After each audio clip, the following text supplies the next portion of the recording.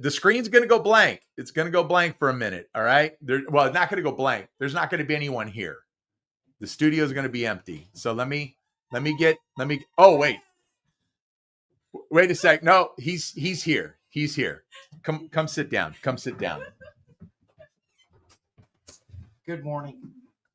Sheriff Bianco, thank you so much for being here. I'm actually apologizing to my audience for the chair being empty at 9:00 this morning. Well, I apologize.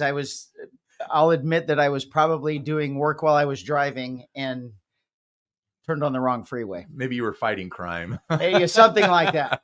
Okay. You people here live on TikTok, I'm cutting you loose. You're going to have to go tune into YouTube. All right. So I'll see you all later. No, let's close this and let's get out of here and let's finish. Nah, that's good. That's good right there. Listen, everyone, Sheriff Chad Bianco, 2026 gubernatorial candidate for this fine state of California. Now, some of you might not agree with that statement as being a fine state of California, and you have every right to that opinion right now because sometimes we feel like that ourselves. But you know what? This is the greatest country in the world, and California is the greatest state in the union. And I can't thank Sheriff Bianco enough for being here, for taking the time out of his schedule to come on this little old podcast. And we're going to talk about some of the stuff that's going on. We're going to talk about his platform and his idea for bringing this state back to prominence and putting this state back on the map where it absolutely belongs. So again, Sheriff Bianco, thank you so much for doing this. Absolutely. I'm happy to be here. I'm happy that you're here. I'm relieved now too. Oh, good. And I just want to reiterate for those out there watching that may not be in California, we have the greatest people. We have the greatest businesses. There is no one going to say that we don't have the greatest topography, geography. We have the best beaches. We have the best water. We have the best mountains, deserts, anything that you want, farming, ranching, everything in California. It's ruined by politics. And it's been ruined by politics over the last 20, 30 years. Yeah. And the good people of California, the businesses of California, the business owners of California, the consumers of California have finally had enough of it. And we're going to take our beautiful state back, and we're going to make it what it once was. I am wholly on board with that. So let me start with this. Okay. When we get a chance, folks, we're going to take some of your questions and comments. Let me actually put those up so we can do that. If we have time, I'm going to enlarge this. I'm doing some stuff to my screen here, people. You can't see it, but I can. And so we're going to get into all that. My introduction to you, Sheriff, was back in March. There was a country music festival in Eastvale, Boots in the Park. Yeah. And what a great show that night. Oh, so good. It really was. Brooks and Dunn closed the night. It was so good. But I think it was just before they took the stage. I was going to go get a slice of pizza. I hear this voice from the stage. And I hear the line, "We're taking back our state." And like my ears perked up, like, what is this? And I'm looking, and there's this guy wearing a cowboy hat on the stage. And I'm like, who is this guy? No, that's Sheriff Chad Bianco from Riverside County. I'm like, I got to get to know that guy because, I mean, that's music to my ears. And so there was another festival at the end of June. And my wife, Catherine, and I, we made sure we were going to be there. And I said, I know for sure the sheriff's going to be here.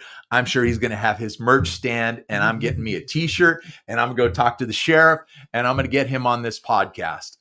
And so I went up and bought a t-shirt, and I said to the guy in the booth, I said, by the way, where's the sheriff? And he said, oh, he's standing right behind you. He's taking pictures. And I looked, no, there you were. So I said, well, let me go get in line to take pictures. And so I did. I introduced myself to you, and I don't know if you recall the conversation, because look, and I don't blame you if you don't, okay, because you meet a lot of people. But I said, my name is Ben. I said, I want you on my podcast. And you're like, okay, great. And I said, I just want you to talk about your candidacy. And you said, well, talk to my assistant, Ruth. I said, great. And I pulled out my phone and you said, no, give it to me. And you took my phone and you put Ruth's information in my phone. And that's where it started. And Ruth is awesome. She's wonderful. She's been great. And I was nervous because she was out of the office the last 2 days. She's never out of the office. but yeah, she told me she was going to be out of the office. So she said, we got to get this all wrapped up by Wednesday because I'm out of the office Thursday and Friday. So, but she's been great. And my family knows I've been a wreck this morning because I was pacing the floor, especially once 8:30 hit. But you are here. And before we get into what it is that we're going to do, you're going to do, getting this state back to where it needs to go, tell us a little bit about Sheriff Chad Bianco. Okay. Well, I mean, right off of the bat and who I am as a person, I am basically an unapologetic, God-fearing, constitutional loving husband, dad, and grandpa. And music to my everything ears. After that is how I take care of all of those. Okay. My job, I happen to be in law enforcement. I've been in law enforcement for 32 years. Growing up, I came from a very tight-knit family, both sides, a very small community. I joke all the time. There was only 1,200 people in the town. I'm guessing, 300 men. And so I say I had 300 dads, because no matter what I did, my dad knew by the time I got home, he had already been told something that happened or that they saw me, whatever it was. So Yeah. I had a lot of supervision growing up, but most importantly, being in a small town, hardworking town, it was a mining town made up of immigrants, basically. And it was all about respect. It was about integrity. It was about helping others. It was about community. It was about your word is everything. You look somebody in the eye and you tell them something that is better than anything that you have. And your name and your integrity is basically the only thing that you have and that you have control of, and that you should value it. So that's how I was raised. Raised very athletic, very outdoorsy. I love everything about sports and hunting and fishing and all of those things. But I came to California for a better life. I came as a young kid, 11 years old. I came to California to play in the Little League World Series in Santa Monica. And I absolutely fell in love with everything here. I went home. I told my parents I was moving. They said I had to wait till I was an adult. I did. And everyone knew that California was a beacon of the country. If you're from out of state and you grew up there, you look to California for that Gold Coast, that bright light in the sky, that's how you make it there. You have to go to California if you're going to make it. That's what I came here for. And I found everything that I was searching for. I came here, I worked hard, met a beautiful beauty queen, California beauty queen, that we raised a great family. Our kids are still here. One of them's in the military. He's out of state, but the rest are still here. Good. We've got amazing grandkids. We've got 4, one on the way. And truthfully, that is who I am. I'm not a sheriff. I'm not a cop. I'm not I'm a dad. I'm a husband. And I want to be a good friend to everyone around me. Sure. And with that, the whole integrity, ethics, all of that, God put me in this spot. God put me into law enforcement. I was supposed to be a Major League Baseball player. And so was I. And look what I'm doing now. and by this time in the Hall of Fame. Yeah. And instead, God had different plans for me. And this is obviously where the gifts that he gave me, this is where he wanted me. And we're going to make the best of it. I've been in law enforcement for 32 years. I was elected sheriff in 2018, and I was elected at a time when our agency was broken. We were failing. We were failing economically. We were failing morale-wise. Okay. We were losing between 30 and 40 deputies every 2 weeks. Wow. And when I took over, it was truly on the brink of failure. We couldn't meet our staffing levels. We couldn't do anything. And I was elected because the employees wanted me elected. They were looking for a leader. They were looking for someone that they could trust to make the department better, that cared about them, that cared about the people we were serving. I didn't wake up and say, I want to be the sheriff. I was convinced that I had to be the sheriff by the people that I worked with, that worked for me. And I had to go to them and say, look, we're broke and you got to get behind me. And there were deputies working, and I this is horrible, and we never want this to happen, but this is the influence that I had just because of who I was and the reputation I had. We were at a point where I was going to have to ask a city police department to contract with us to provide us service. Wow. That happens nowhere. The sheriff is supposed to be doing that to cities. Exactly. And I had to go to my deputies and say, look, you got to work with me. We're going to make this better, but I don't want to make you all work, but you've got to do this. I need you to do this. Yeah. And there were deputies working 6 days a week, 16-hour days, 7 days a week. We had to change that and get rid of all that and make them take days off. But they stood up because they knew what I was going to do for them, what I was going to do for the community. And they rose up and they fixed it. And in short order, we were able to bring people on board. People that left because of the environment came back.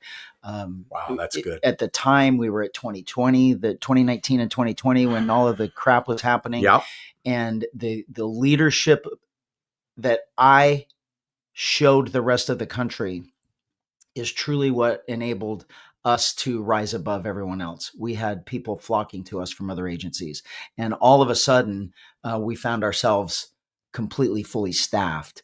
When I took over, we were almost 700 deputies short. Wow. And then all of a sudden we're fully staffed, and it's never happened in history. The morale in our agency is fantastic. My belief is I'm just a deputy sheriff in a different desk. And as I rose through the ranks, it was my ability and my job was to make sure that I gave the people below me the tools to provide the service that we could provide to our residents. And so that's how I believe. And that brings us to now. And making this decision to run for governor was not Chad Bianco waking up and saying, I want to be governor. It was everyone coming to me saying, we absolutely need you to do this. And I don't want to. Selfishly, I love being the sheriff. I have a perfect life. I'm toward the end of my career. I have no intention of leaving the office of sheriff for Riverside County. I love it. They love me. The county loves me. My department loves me. I got a pretty good life. And I came to the realization that somebody has to do this. California is now in the exact same position that Riverside County Sheriff's Office was in 2018. Okay. They are looking for someone with leadership ability that they can trust, character, honesty, integrity, transparency. They have no faith in politics, and they are looking to someone to trust. And they came to me and said, that is you. You have that statewide recognition. You have that name recognition, the ability, you have the experience, and you have to do this. And eventually I realized that what I thought was then God's, I wasn't supposed to be a baseball player. I was supposed to be the sheriff. And then small-mindedly, of course. And then I wake up and say, hey, maybe that wasn't the plan after all. Yeah. And so we're just going to do everything we can to make this happen. We know that California is in a time when we are starving for leadership, starving for truth, starving for honesty. And there has never been a person in my position, not a politician. Right. I'm not a celebrity. I'm not a millionaire. I'm not a billionaire. I'm none of those things that have ruined California. Right. I am a blue collar, hardworking family man that just wants to make life better for Californians. Yeah. And we've never had that option to vote for. And that's what's resonating with voters right now. So let's kind of go to this one spot and then work backwards, I guess, start getting into the topics. I wholly believe that you're the guy for the job. You're the man for the job. You and I are not very far apart in age. So we're from the same generation, where your friend's parents had also had authority to put it on you if you got out of line. And then they would tell your folks about it, and then you probably would get it again. things like that. Handshake deals. Your word in a handshake deal means something. So I hear everything you're saying. Why is it, in your opinion, why do you think that common sense, when it comes to politics in general, period, throughout the nation, but we're speaking of California because that's where we are right now and that's where we live and we're trying to save our state. But why is it that common sense seems to just go out the window when it comes to our political leadership and the voter base? They vote, they'll complain about taxes, prices of goods, cost of living, crime, all those things that are incredibly important, but they continue to vote the same type of people in office. Yeah. It's easy. It's apathy. It's apathetic voters that don't pay attention. And I'm not saying that to criticize anyone. The thing with me is what comes out of my mouth is nothing but the truth. And sometimes you just got to hear it. And sometimes you have to realize, and rather than that offensiveness of no, I'm not, I know what I'm doing, we really don't. Yeah. And if you look back throughout history, politics is not sexy. Politics isn't a job where you said, "Hey, I want to go into politics." Yeah. We don't respect our politicians. We push them aside and we say, "It doesn't affect me. The president doesn't affect me. My congressman doesn't affect me. I have a house. I'm trying to pay my bills. I have a job. I got to go to work. I got to take my kids to school. I got to get my kids to practice." Those are the things that affect us. And we have blinders on.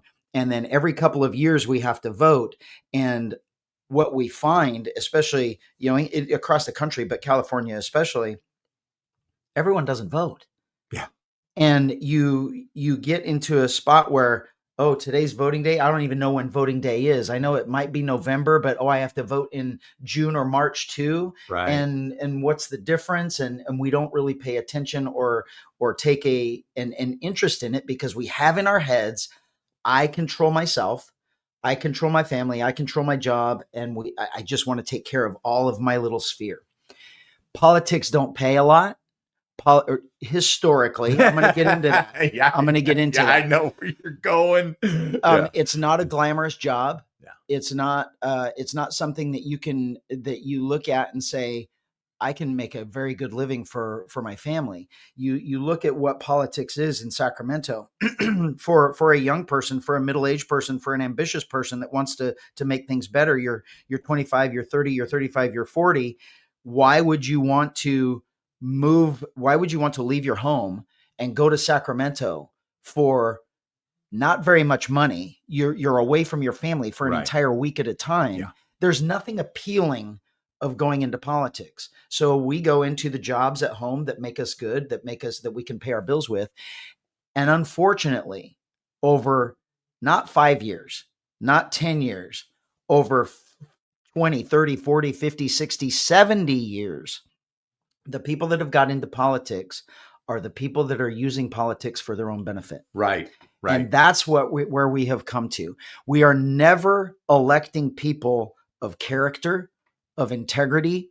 We never care about whether or not they have the ability to lead people of a leadership position. We look, and you don't even know who you're voting for, but you get your ballot and I'm a Democrat, so I only vote for Democrats. Yeah, exactly. And there is something very, very dangerous about our current position, especially in the Democrat world, because we are controlled 100% by Democrats in this state. Yes, 100%.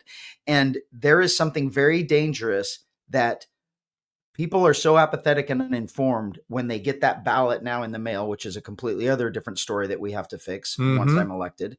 But if Charles Manson had a D next to his name, they wouldn't even know they were voting for Charles Manson. They would just check that D, and then we would have Charles Manson as the governor of our state because no one's paying attention. That's where we've come to a point in California where we're finally rising up, and where it was is it's in the last 5 years. COVID did it. I completely agree with you on that. I was I've always considered myself, I've been a registered Republican since I was 18 years old and can register to vote. But I haven't always voted that way because I vote with I voted who I felt was going to, be the better person for the job. However, when you and I were growing up, Democrats and Republicans weren't far apart. It was mostly like, okay, Democrats love to raise taxes and they hate fighting wars, and Republicans love defending the country and they like lower taxes. And yeah, there was some other stuff, but that was primarily what it was. And now the Democrat, and you could talk to your neighbor who was a registered Democrat and would vote Democrat, years ago. But it's gone so far one way where the Democrat Party has been infiltrated by far leftists, socialists, dare I say, communists, almost that are really almost putting a stranglehold on that party and running that party. I don't want to call them moderates because I think all Democrats are loony anyway, but they've really got a foothold in that party, and it doesn't take a lot to notice that if you are of common sense and sound mind, folks. It's common sense and rational thinking, and all you have to do is look around you and trust me when they say don't believe your lying eyes, believe your lying eyes, because your lying eyes are telling you the truth. Yeah, I mean, there's so much that we learned when we were kids growing up. I mean, yes, that you have to. We gave away the ability, and we forgot about the ability to use critical thinking skills and common sense. And we allowed ourselves. We were manipulated, but we are allowed ourselves to go into being controlled by our emotions. Democrats are completely controlled by emotion. There's no common sense. There's no reason. There's no critical thinking skills. It's all emotional. And that's where you're talking about, you can't even talk to anybody anymore. That's because emotion. This is psychological fact. When you're in your emotional side of your brain, there is no reasoning and thinking skills. Right. When you are in the emotional side of your brain of hate, of fear, of fight or flight, those types of things, you don't think straight. That's why an animal that's completely afraid of something turns and runs off a cliff, because they weren't looking at the cliff, because they were just going away. They're emotional. They're not thinking anymore. Right. And that's where we found ourselves. And it's unfortunate. But I get in trouble a little bit sometimes because I say that in general terms of all Democrats, and it's not. But the half of the Democrats in Sacramento are absolutely fanatical activists. When I said before that it wasn't appealing to be in government, it wasn't appealing to be in government if you were a really good person and you just wanted to make your family better. You went for those jobs that made your life better, that you could make money in, that you could support your family. Right.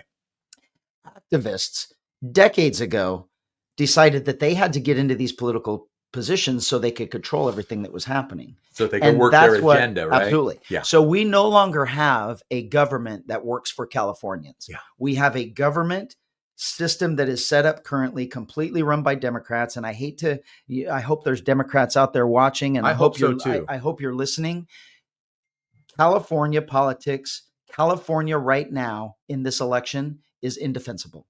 The Democrats have absolutely nothing to point to say that they have done to make Californians' lives better, because their socialistic, their activist agenda is for a tiny few people, and they have forgotten about the rest of California. They're not working for Californians. Right. And that's the problem that we have here, is we've allowed those people to get into these positions, not knowing. We didn't do it knowingly. It's just those were the people that were going into it. And then recently, now you're finding people standing up that are like, man, I'm giving up my business. I'm giving up my, I'm comfortable now and my kids are grown. I'm going to run for office because it's broken. I mean, I can go to Sacramento now and I can do those things. And we're finding that in the last 5 years, things are changing and things are turning around because people want our government working for California again instead of those special interests. And We do have good Democrats in Sacramento, but here's the problem. We don't elect leaders. Okay. So we're electing Democrats that may be good people, but they got into government that is completely run by the lunatic left, and they're not strong enough leaders to overpower them.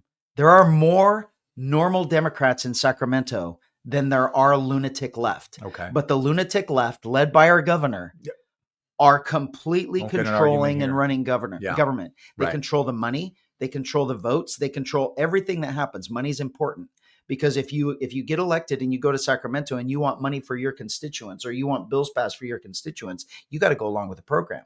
Right. You go along with what the leadership tells you to go along with, and those activist leaders are not doing it for California. So that's the position that we're in. That's what I have to offer is, yes, I'm a conservative Republican, have been my entire life. I am fiscally responsible. I don't spend more money than I make. I don't believe government should spend more money than they have. And I don't believe government should just keep taking more money from all of us. Right. And that's going to be how I operate California to make our lives better, not for all of us to make California government bigger. Yeah, no, we don't need any bigger government. All right. So I hope you're all paying attention. You guys can't see it at home, but the sheriff and I can. I have to keep shrinking my screen. My comments and stuff are supposed to be popping up when I enlarge the screen, and they're not. So I'm kind of having to play with stuff here. I can't even see what's going on. I see your comments there, and I'm going to get to some stuff. Okay, just give me a minute. All right, it's my show. Okay, so let's start getting into some of these topics here. Let's okay, do it. We're going to fix California. You're all going to hear it. Good. I'll preface it by saying I got a little excited and then I got a little nervous on Thursday. You were on Andrew Wilkow's show, Wilkow Majority. Mm-hmm. I listen to Andrew Wilkow every day, and I hear you in the 11 o'clock hour, and I'm like, hey, wait a minute, that's my guy. Okay, he's coming on my show. You know, you can't have him before me. But I was a little disappointed that your segment was cut short, but I was also happy about it because then I got it all for myself here. Very good. but you did a great job, and I loved it. I loved what you had to say on Wilkow. Okay, so first thing, if you're watching anywhere else in the world or anywhere else in the country, understand this: in California, we pay the highest price for gas, and we have the highest gas tax. And I think we have two taxes on fuel in California. Well, you don't even wrong. Not only that, but you have fees. We said that you could no longer raise our taxes on gas, so they just changed the name and now they just call it a fee. It's a regulatory fee. There you go. Yeah. So okay, and of course, our president, who was elected a year ago, said, "Hey, we're going to lower gas prices, blah blah blah," and he did that because if you look everywhere else around the nation, I just got a friend of mine. He posted a picture on his Facebook page yesterday. He lives in Minnesota. Sorry. $2.73 for gas. And we're paying over $4. And I believe it's completely on purpose because of our governor and his radical ways. It's an activist agenda. And so let's speak about the price of gas, the taxes, the fees, all that good stuff, and how we can get it back down to where this is easy. Us Californians. It's absolutely easy. Okay, let's talk about it. Fact of California. Kern County has more oil than Texas. Okay. Absolute fact. Another fact of California. California is the most populous state in the country. 40 million people, nearly 40 million people. And we obviously, because of that, we use more oil/gas than anyone. Sure. 80% of the oil that we use is imported, mostly from other countries, but also from some other states. When oil is pumped from the ground, those oil companies pay a fee to the state of California for doing that. The oil that is imported from the other states and the other countries do not. So we are gaining nothing from 80% import. If we did what Texas does If we did what Alaska does and we drilled that oil and we sold that oil and we used that oil ourselves, refined it into the gasoline ourselves, Texas is the best at it, and they have the lowest price gas in the country. Okay. I was just in Texas. I pay $2.21 a gallon. Wow. That would be nice. The reason why our gas is so high is because you have an activist agenda who will not allow us to drill for oil. Right. They have this this false Pollyanna, rainbows and unicorn view of reality that they have just decided that they hate fossil fuels. I mean, even though that's not what it is, but that's natural what resources. I mean, well, that's what it is, but Yes. they call it the fossil fuel thing Of and everything. course. It's oil, gas, coal, all of those things. That's what they refer to as. Right. And they use a fear factor of, they'll show you a picture of China and say, this is what coal does, the air in Mexico, and this is what pollution does. But we don't have that here. We don't. There's a beautiful, you can't make this up unless you see it and you see pictures of it.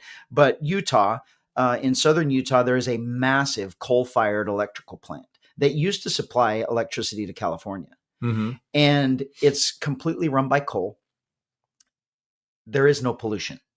There is nothing coming out of that factory, out of that plant, because of the technology that goes into it has eliminated it all. So there's nothing that comes out of that plant other than water vapor from the cooling that has to happen during the process. And the entire valley is beautiful, beautiful skies, beautiful landscape. But that's the reality of coal production, right, of coal-fired power plants. That is relatively cheap and unbelievably efficient and good. Solar is not. Wind is not. No. It's this idea that we have to, this is all money. This is all fake. It's all been made up. It's this green agenda is fake. I look at it this way. I believe, not in my lifetime, but I believe in probably my kids or my grandkids' lifetime, we will still have them because they'll be antiques just like we have now. But we will have something else other than gasoline powered automobiles. It may be electric.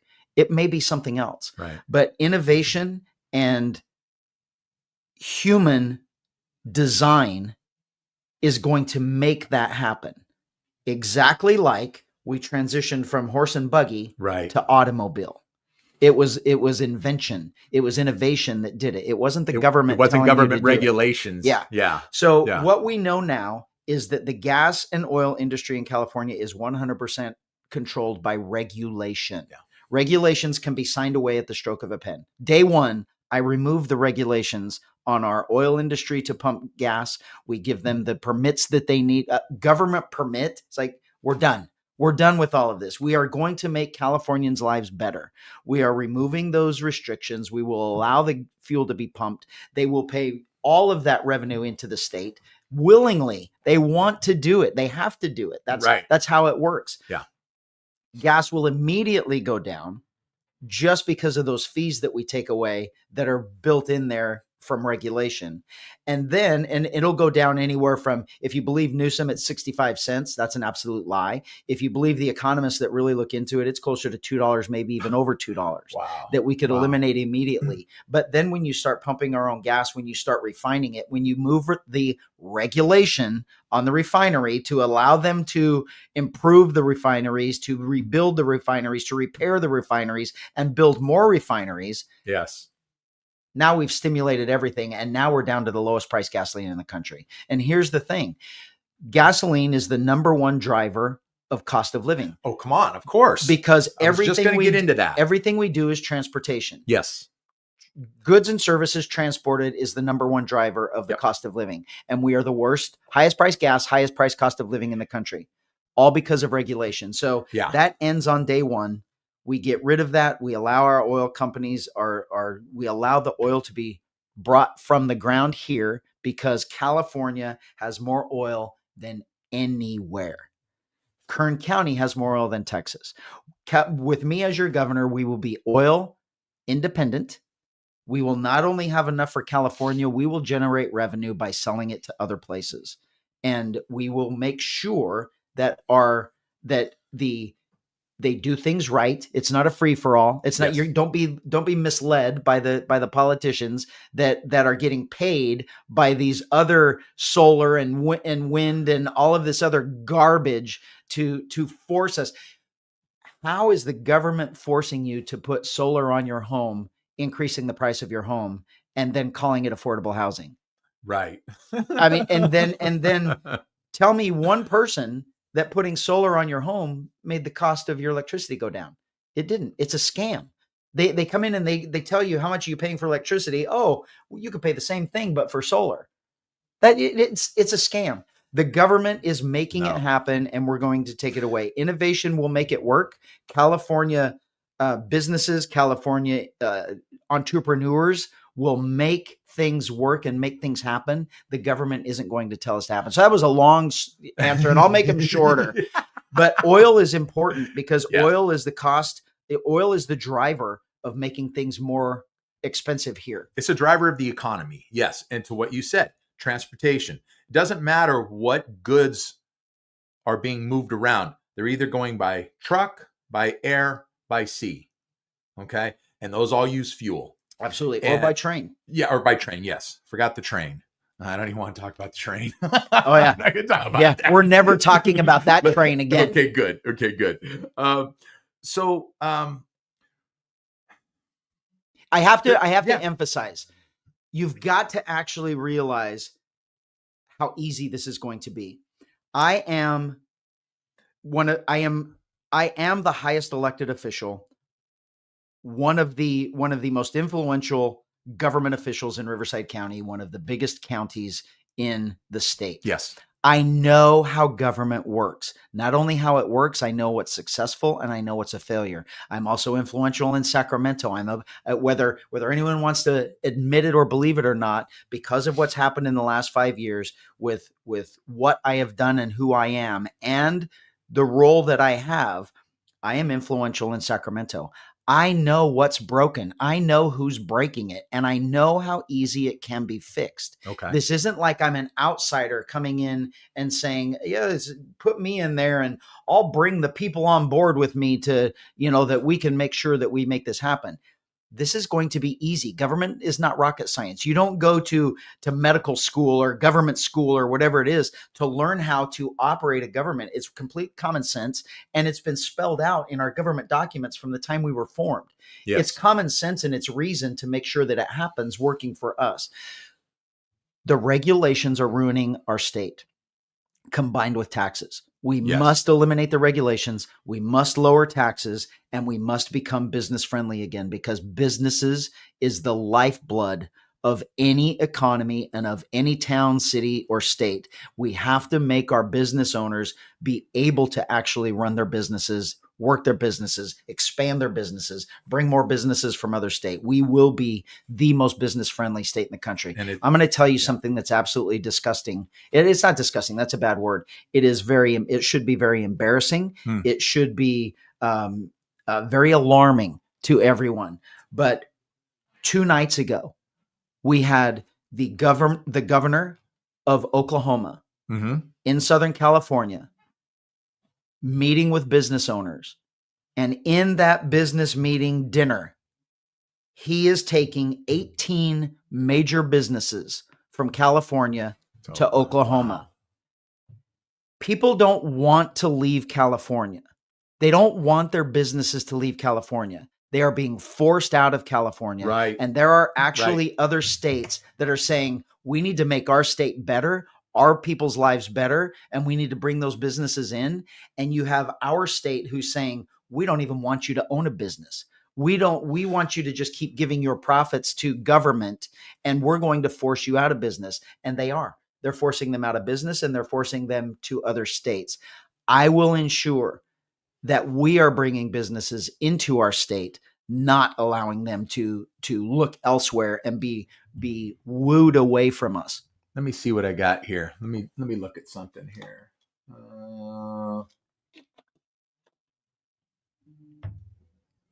Okay.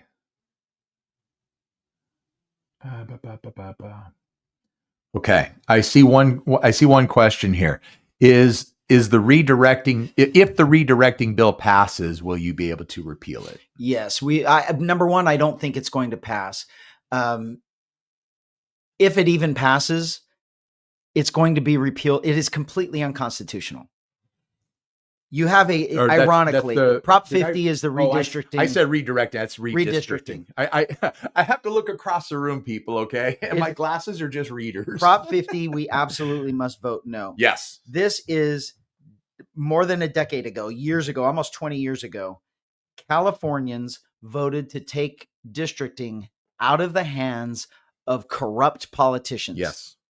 And now corrupt politicians led by the most corrupt governor in history are saying, screw you, Californians.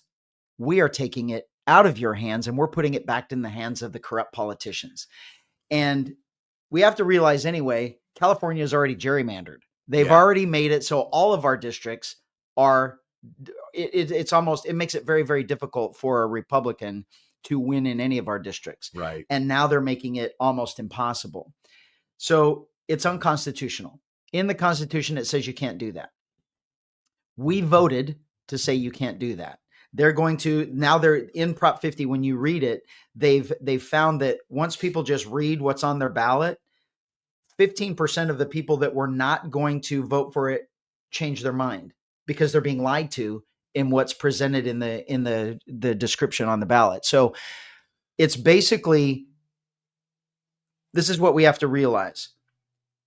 There is in California, the rest of the country is far better represented, but in California, more than 60% of the state has no confidence in government. Yeah. We are currently, and predominantly, they'll tell you we're predominantly a Democrat state, Democrat registration anyway. Yes. 60% have no confidence in government. They believe they're corrupt. Now you have a corrupt government that is completely Democrat controlled, that is showing us how corrupt they are. And people are still supporting it. That's where my confusion comes in, and it is very confusing. And it's that whole D. It's that believing that the people that you know are dishonest and the people that you know are unethical, you're believing that all of a sudden on Monday morning they woke up and said, well, this time I'm sorry for the past, but this time we're going to do things right. So we are not going to allow that to pass. Voters are not going to be that stupid in this election. And it will not only be repealed once I'm the governor, but it will also be repealed by the courts. The problem with the courts and what the governor knows and what the people that are putting this on the ballot know, that they just want to get it passed right now so they can take control of the House in the federal government. Yeah. They know it's going to be repealed. They know it's going to be taken away. It's unconstitutional, but it's going to take 1, 2, 3 years in the courts to get through the system. So they know that they're going to be able to do whatever they want next year. So it's we have to pay attention. We have to tell everybody you can to vote no. Yes, we're going to repeal it. The courts will repeal it.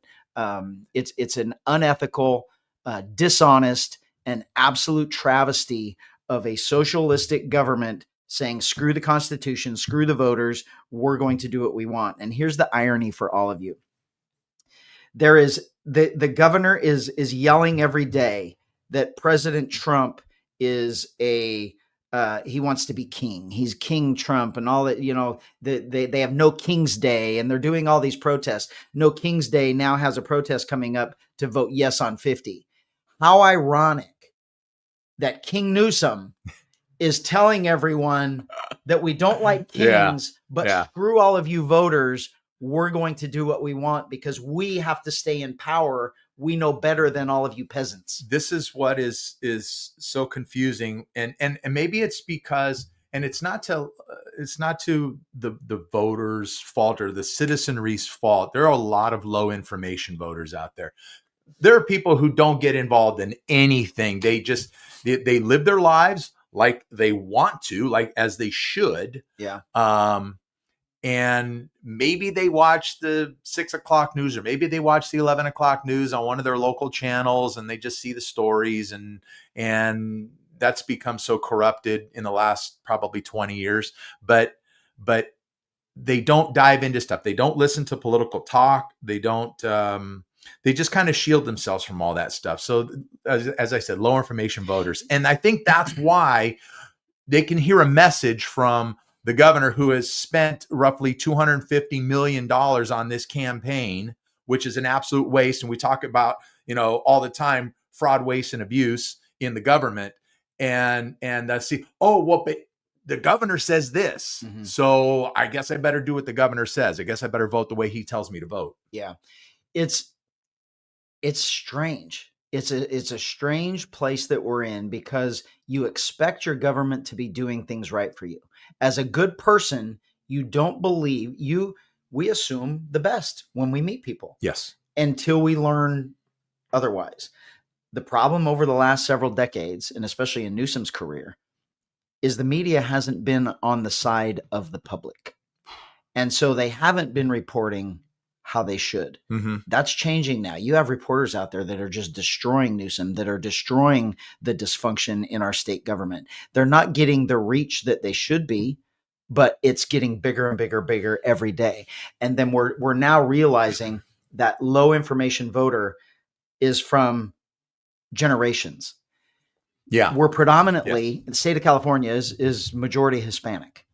Yes. The Hispanic culture, obviously, lots of first generation, second generation, third generation that have come here.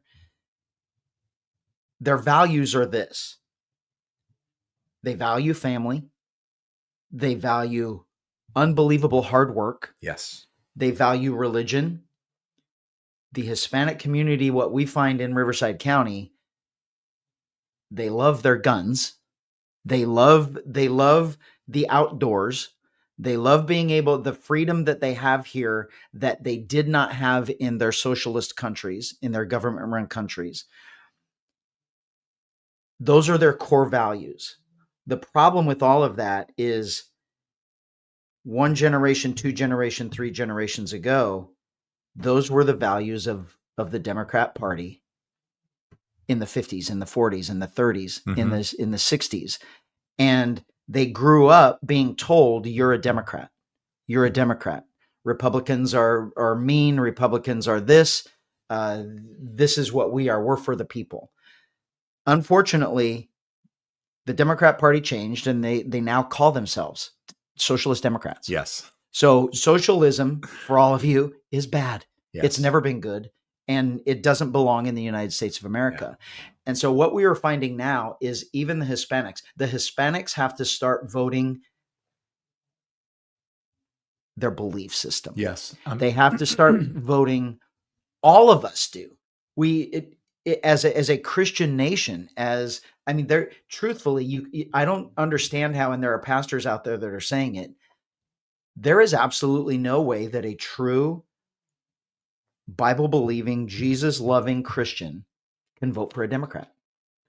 And we have to start voting for values. We have to start voting for those things. And then the people that we pick, you have to pick the ones that are that believe in those same systems that you believe, in order to make sure that government is now working for us. Yeah. And the regular Californians, that's what I say all the time, you can't get over the fact that I'm a Republican, but I'm certainly not doing this for Republicans. I'm not doing this to get in there and turn California far right and we're all going to be a Republican now and we're red and all this stuff. I want it to be Californians. I'm doing this for Californians. For the people. Take the D and the R out of it. And I've said this since I became the sheriff. We will never fix our political system until we get the D and the R off of the ballot. You have to start voting for character. You have to start voting for leadership, integrity, all of those things that are important. People that care about you instead of their own personal benefits or ideals, or you. It's adults who take all of the information and then make a decision for what's best for everyone, not what's best for one at the expense of the 99. Right. All right. Let me see if I can. Okay. I'm just kind of taking these in order too. Okay. Let's see. What are some plans to help businesses thrive and keep or direct business in California? Yeah. So you have to absolutely realize, and this is me. I know without a doubt the job that I am in, law enforcement is and should be, public safety should be the number one mission of government. With that, it's the number one cost of government is public safety. We absolutely must be kept safe. It doesn't matter what your cost of living is. It doesn't matter how cheap it is. If you're afraid to go out of your house, or if you're afraid to be in your house, you are not going to stay in California.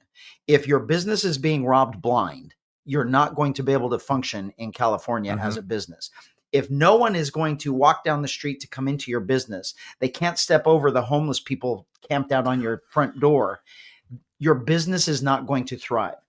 I 100% know that the only way for a town, a city, a county, or a state to be successful is if we have thriving businesses, privately owned businesses. Mom and pop. Small businesses are the key to any economy in local government. We have to get back to the point where we support them. California does not support local privately owned businesses. No, they're doing everything they can to take that away from you and put you out of business. Yeah. And it's business regulation. It's business regulation and taxes. All of the people that are leaving, all of the business owners out there who are struggling in your business, it's not your employees. It's not your customers. It's not the building that you own. It's the government and the government regulations and rules and restrictions that are preventing you from having a successful business. Those have to be removed by me, making sure that the system is allowing you to grow bigger, to grow faster, to hire more employees, to make you the American dream is you can achieve anything you want if you work hard enough. Not a guarantee. It's if you work hard enough and continuously enough, you have the ability to get whatever you want and more, as long as the government gets out of your way. Right. And that is my intent in Sacramento, is getting government red tape, bureaucracy, regulation, rules, and taxes, and all of that crap that has harmed us out of the way to make businesses thrive. Okay, so we were talking one thing in general, and I'll say it right now. This is a big thing for business owners.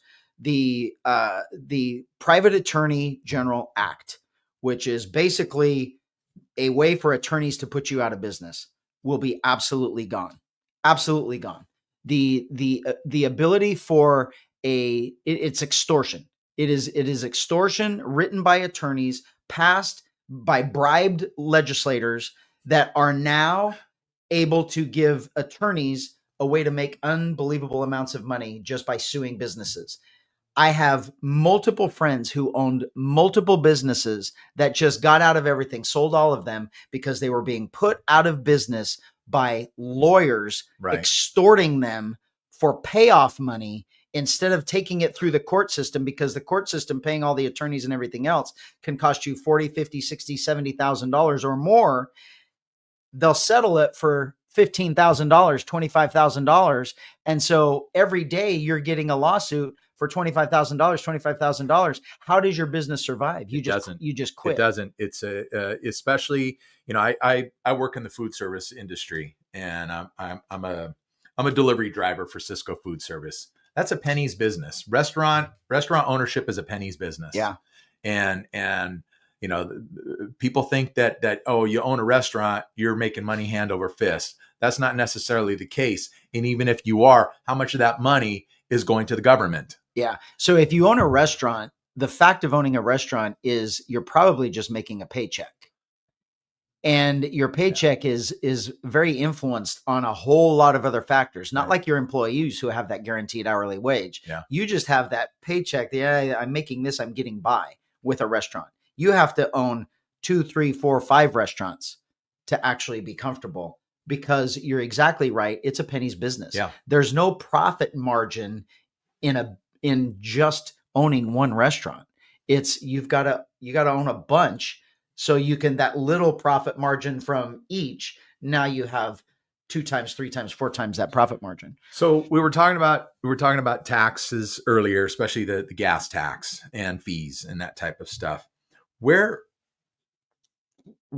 Okay. where does that money go? And then It goes to the black hole of government. Okay. That we do not know where it goes. We know now that they do not know where it goes. Billions.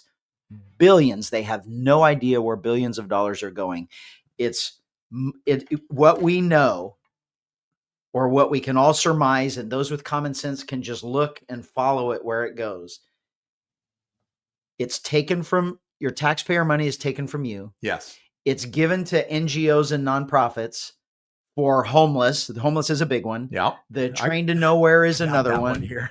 There are many activist organizations that get our taxpayer money that then in turn they get rich. They are not helping anything that they say they're helping. They're making the homeless situation worse while they're taking billions.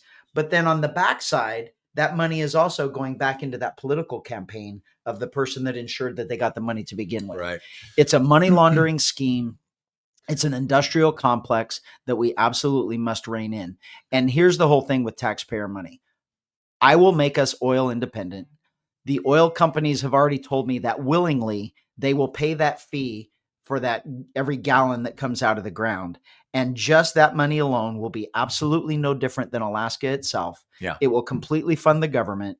And Alaska, I'm not going to guarantee that we will get money back, that will be paid dividends for employees. I heard you mention There's that too many before. people Right. in the state. Yes. And it would probably be fractions of pennies. I mean, who knows?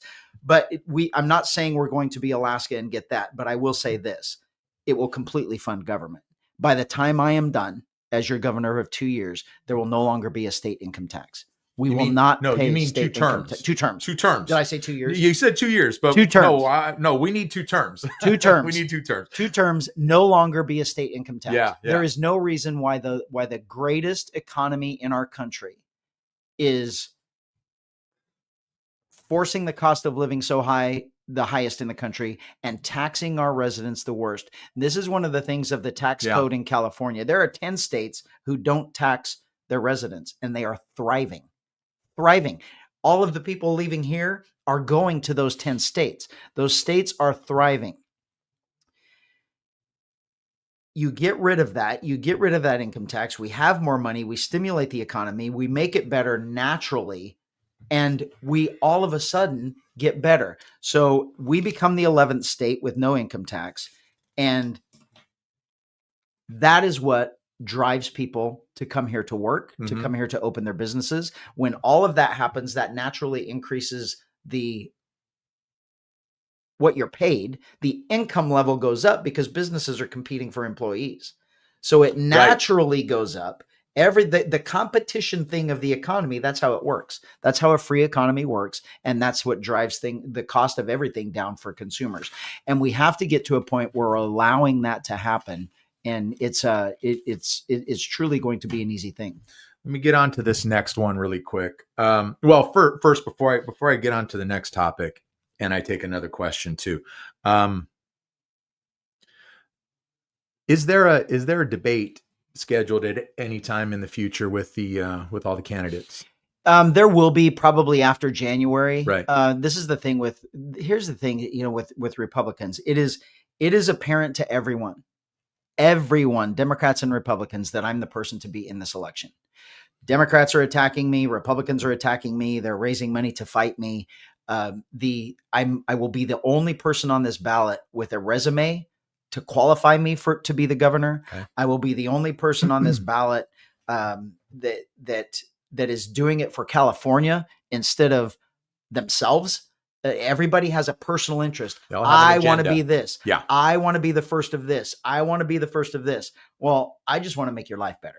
That's it. I don't want to be the first of anything other than maybe the first governor that actually makes our lives better here in California. It'll be the first time in quite a while. We actually have had, and we did for a period of time, we did have a string of Republican governors who, when they left office, left the state with a surplus. We thrived. We thrived. We had Ronald Reagan, who then ushered in back-to-back Republicans. Yeah.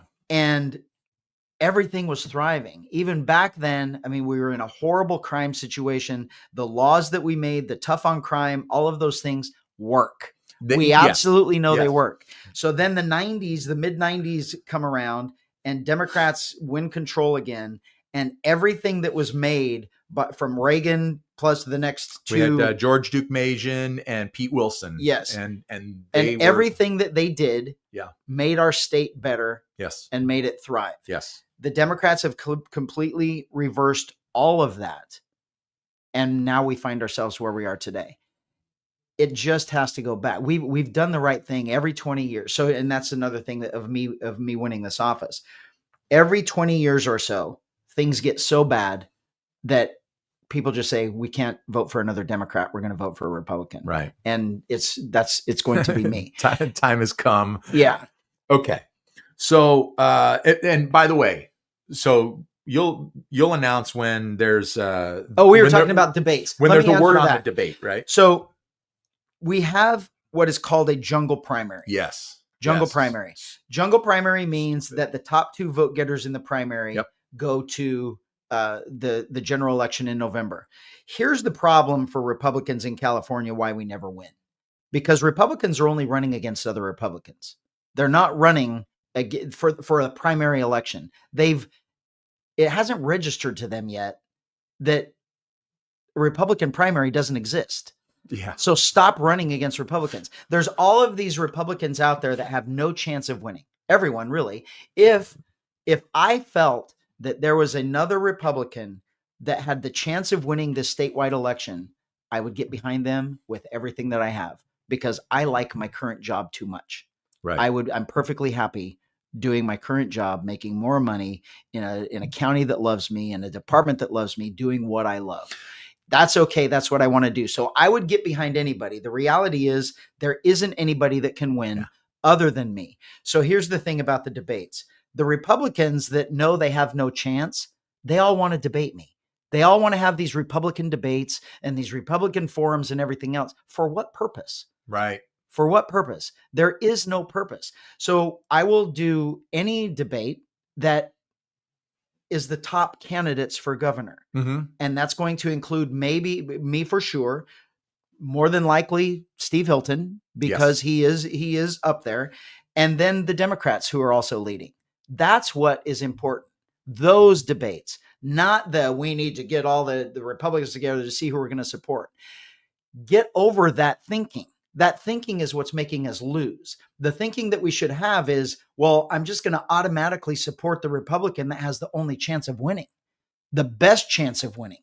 And that's how you get through the primary election. So the primary election for us is all mathematical. Right. We absolutely know that we are going to be number one or number two. It is a mathematical fact right now that we are going to be number one or number two. When that happens, then we know we're going to win in November because we know California is indefensible for a Democrat candidate.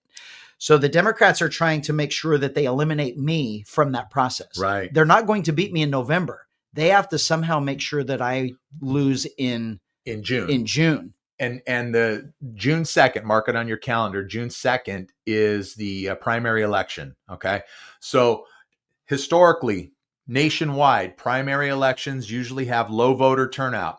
You guys, you need to get out there and you need to cast your ballot for Sheriff Chad Bianco. Okay. Starting June 2nd next year. Mark it on your calendar. Okay? Yeah. And this is for all of you out there, I want to tell you, I don't have really anything bad to say about any of the candidates that are running. They're all repeating the same things I'm saying. I'll say it. I came out first. I came out strong. I came out bold. I came out with who I am, a leader. And everybody else came out after me and repeated everything that I was saying, which is fine. We're fighting a system right now in California that's absolutely broken. Yeah. We should be saying the same thing. So anybody on the Republican side should be saying the same as the other. You would hope. So the reality is, get over what they're saying. Get over who has the best hair or who has the most money. We got good hair. Well, yeah, I agree. I mean, those things, those silly things that we look at. Yeah. We have to get to the point where who has the ability to win a statewide election. Yeah. And the reality is I'm the only one that does. And not because of Chad Bianco, but because of what I represent, Mm-hmm. because of what I've done for the last 32 years, of a proven public servant leader that truly, I mean, we're going to get the lies, we're going to get the attacks and everything else. It is all a lie and it is all an attack to convince you of something that is not true. I wouldn't be in the position that I have, the nationwide leader of law enforcement that I am, if there was anything bad in my background.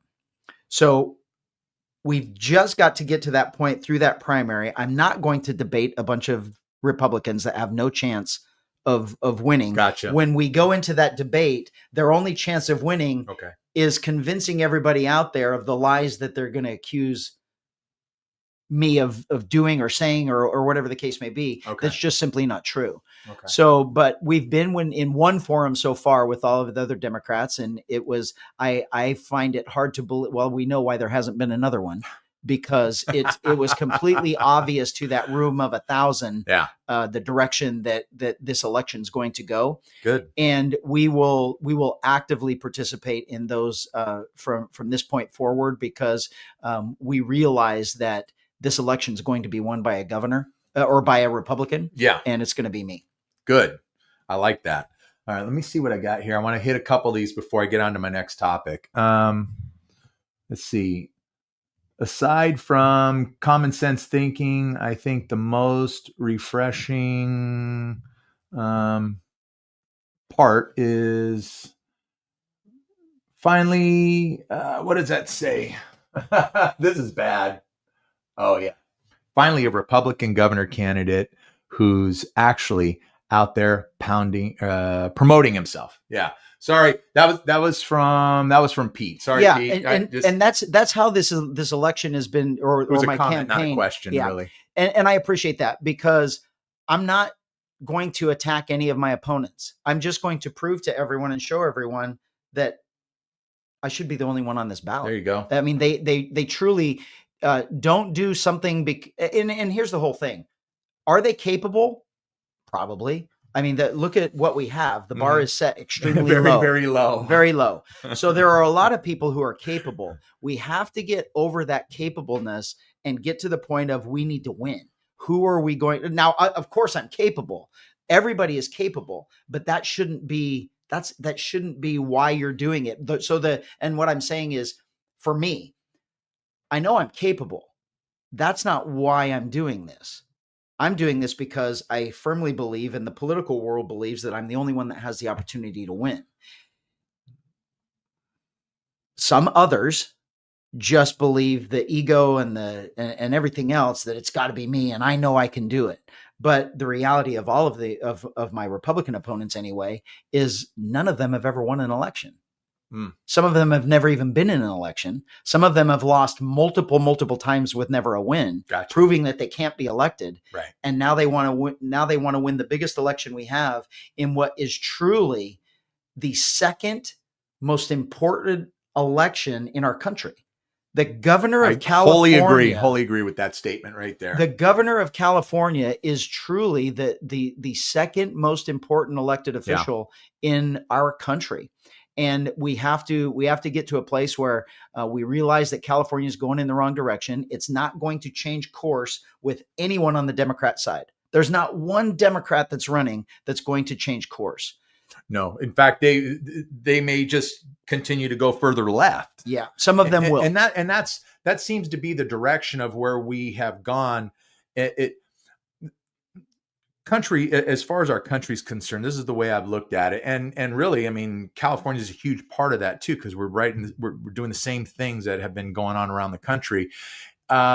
Is that the government wants to take more control of your life?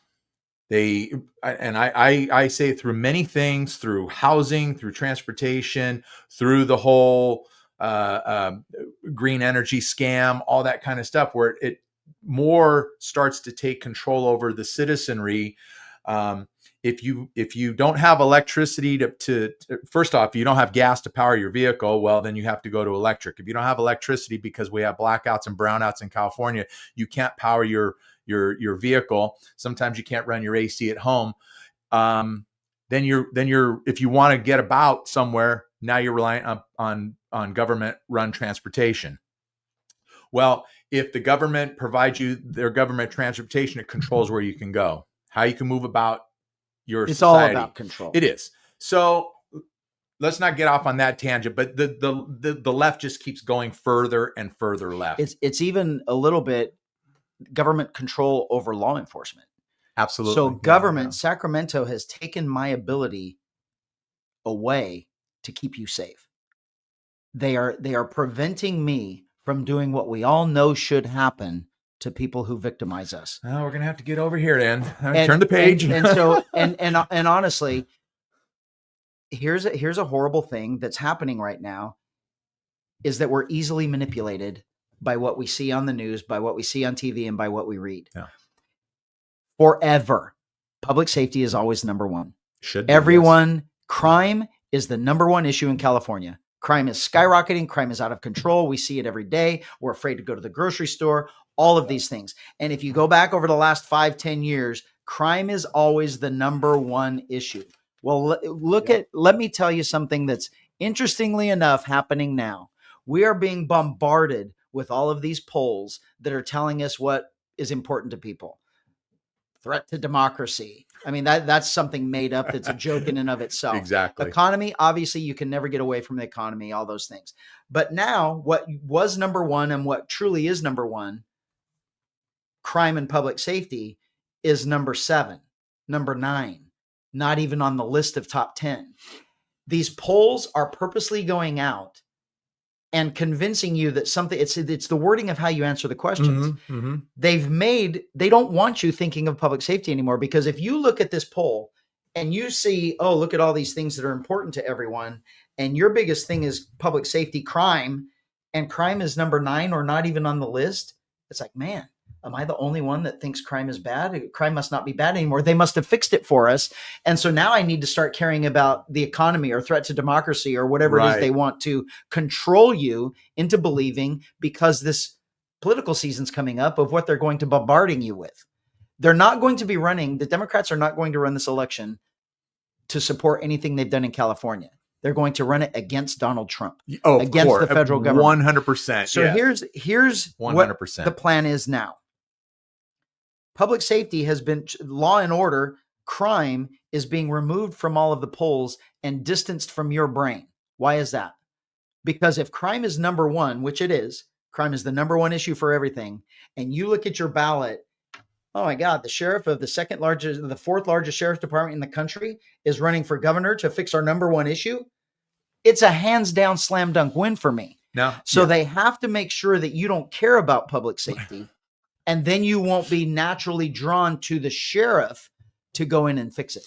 Fortunately, in my family, we're a ton of law enforcement and first responders, so we get it. We understand it. But okay, so let me mention this, and then we're going to get right back into crime. Well, this is all crime, but this is how this kind of stuff gets suppressed. Okay, I'm sure everyone is very aware of Arenya Sarutska, who was killed on the rail train back in Charlotte, North Carolina. Okay. Absolute tragic, horrific. But this is how stuff gets suppressed. That crime happened 2 weeks before the mayoral election. The mayor of Charlotte is a leftist.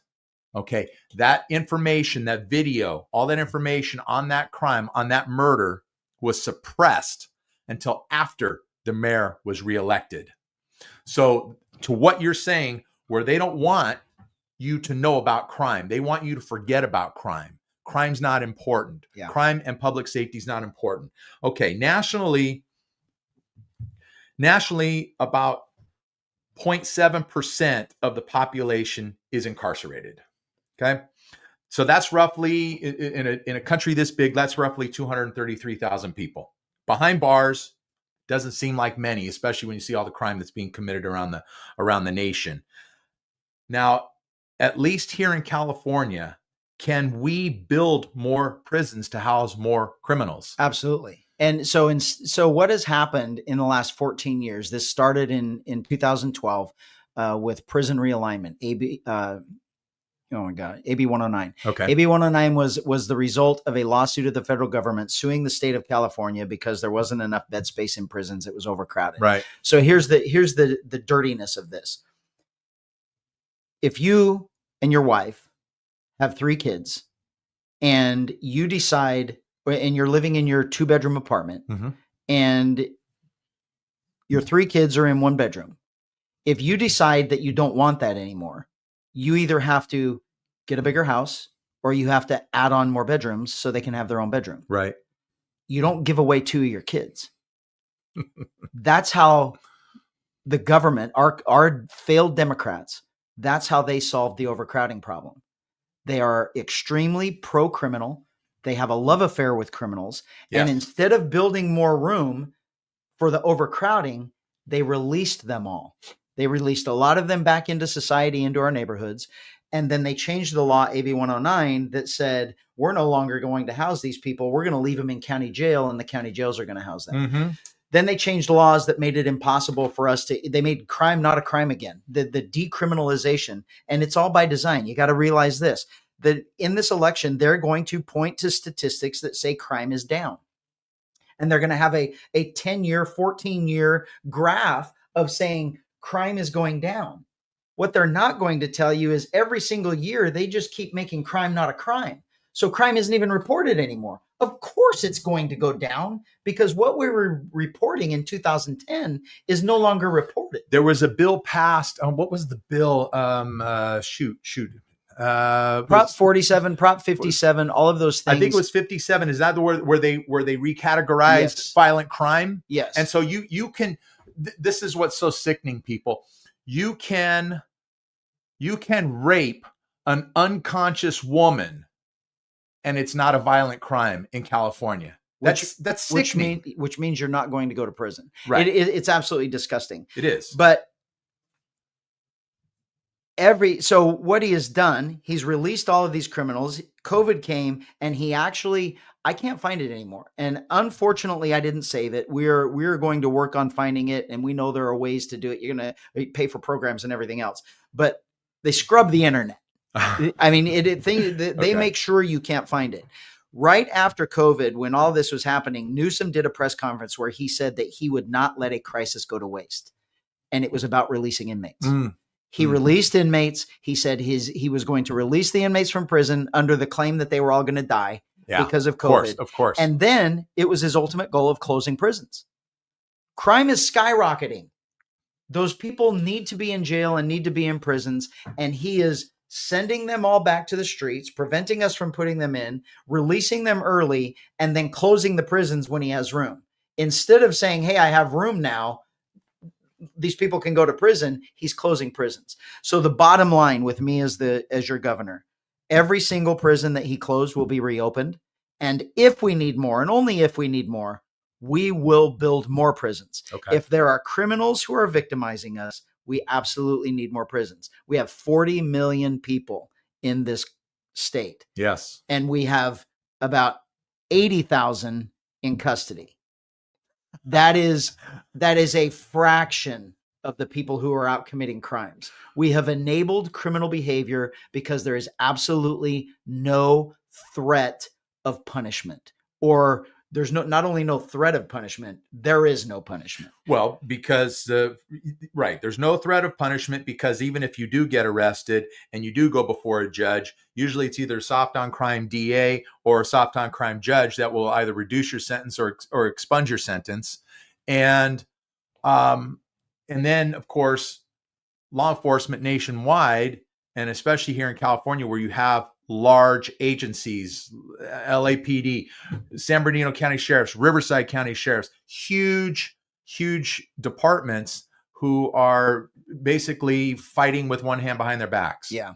And you're putting a sheriff of the one of the largest in the country, 4th largest. We're the 4th largest sheriff's department in the country. Right. You're putting a public safety leader professional, been doing this for 32 years, in charge of a public safety system to make it better for us. Yeah. That's what we need. We absolutely must have that. The activists need to be taken out. And I'm telling you, on day 1, they all get replaced. Good. Well, on day 1, they'll all be removed. Day 2, they will all be replaced. But we have to actually start putting capable people back in there who are capable and have the desire to make things better, instead of an activist group supporting an agenda. Mhm. And that changes on day one. Public safety is a no-brainer, and that's my wheelhouse. We don't even need to talk about public safety. Public safety has been destroyed, and I am the leader of California to make it better. That's a common sense, simple look at it. That, okay, this is easy. Number one issue in California, there's the guy to fix it. Now let's go on to the economy and to schools and to cost of living and all those things and see who's better. And then you're going to find that my policies are going to rise above everybody else anyway. So I think well, you and I certainly are not, you know, we're good, but thanks. You and I are certainly no strangers to this. Homelessness in California. Yeah. It's absolutely rampant. Yeah. Now I don't know. Maybe this is not as simple as this, but and I won't take full credit for this, but I have, I've thought about this and a little bit, maybe a suggestion for a plan of attack on at least beginning to combat our homelessness. Some people are homeless because they choose to be. Okay, some people are homeless because they have mental issues and that kind of thing. And then I think that if we had professional psychologists, psychiatrists, doctors that could go in and evaluate people, go into homeless encampments, of course, with the help of law enforcement, and you start evaluating these people and you can triage them. So you put them in 3 different categories. You put them in the folks that are out here by choice, so that they could do their drugs, so that they could commit crimes under the radar and that type of thing. Those go in one category. Another category is the folks with psychological problems, mental issues, mental health issues that need to get help, that need to be housed.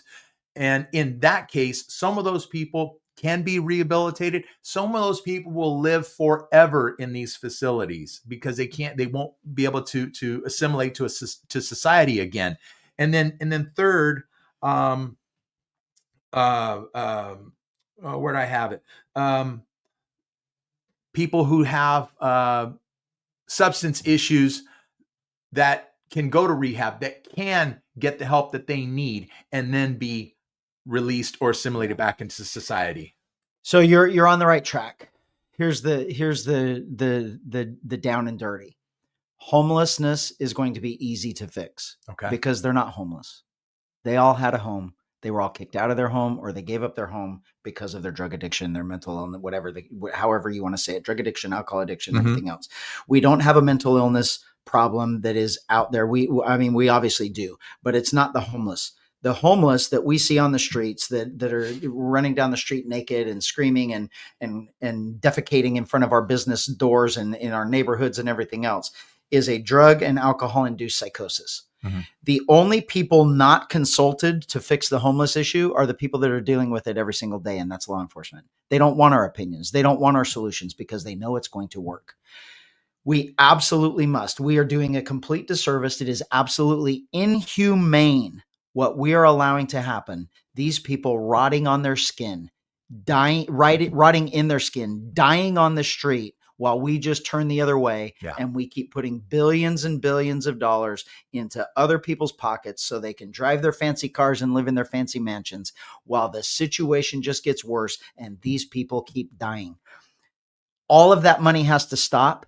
A fraction of that money has to be put toward drug and alcohol treatment, mental health care, and then the third is a combination of drug and alcohol and mental.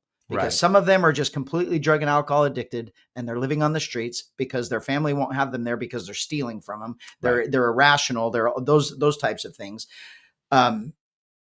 Others have completely fried their brain and they're in a state of psychosis that they are no longer allowed home or their jobs or whatever the case may be. So they're living on the street. When you ask all of these people, do you want help? Every single one of them says no. The reality of homelessness is when law enforcement is dealing with them on a day-to-day basis. And when we find someone who truly is a victim of homelessness, a single mom with kids, a teenager that got kicked out of their house for whatever reason, doesn't matter. a domestic violence victim, male or female, that is living in their car because they can't go home. When we find those people, we like do backflips because, oh my God, here's somebody that we can actually help. Yeah. Because that person, when you say, hey, what can I do for you? Can I get you some help? They say yes. And we jump over backwards. There are plenty of ways that we can help them immediately. The rest of them, it's all voluntary. Do you want help? What's the answer going to be from a guy that's not even in his right state of mind? You're the one with the problem. Get out of my face. I'm fine. Yeah. I'm perfect here. So we know how to fix it. It's going to be easy to fix. We will put the money toward Prop 36 would have fixed it. Newsom knows Prop 36 would have fixed it. 70% of the state knows that Prop 36 would have fixed homelessness. That is why they're not putting the money toward it for the funding, because they can't let everyone know that their completely failed Democrat agenda for the last 15 years has been based on a lie, and they know it's a lie. So they can't allow it to be reversed. Prop 47, the Democrats' baby to destroy public safety, they can't let you know that they did it on purpose because of an agenda and that they could have fixed it a long time ago. So they are not going to go forward with the fix, even though every single expert knows it will fix it. Homelessness is easy. We will end homelessness within the first year. We will absolutely force these people into drug and alcohol treatment centers. We will get them sober. If they still have mental health issues, we will take care of their mental health issues, address those mental health issues, make them productive again, get them back to their families, back to their jobs, productive members of society, and we can move on past this, which was created by government. Yeah. It was funded by government. It's encouraged and enabled by government because it is an industrial complex that is funneling massive amounts of money through it back into the political system. Is it because, is part of it because if the problem is fixed, they have nothing to ask for more money? It's completely so the way of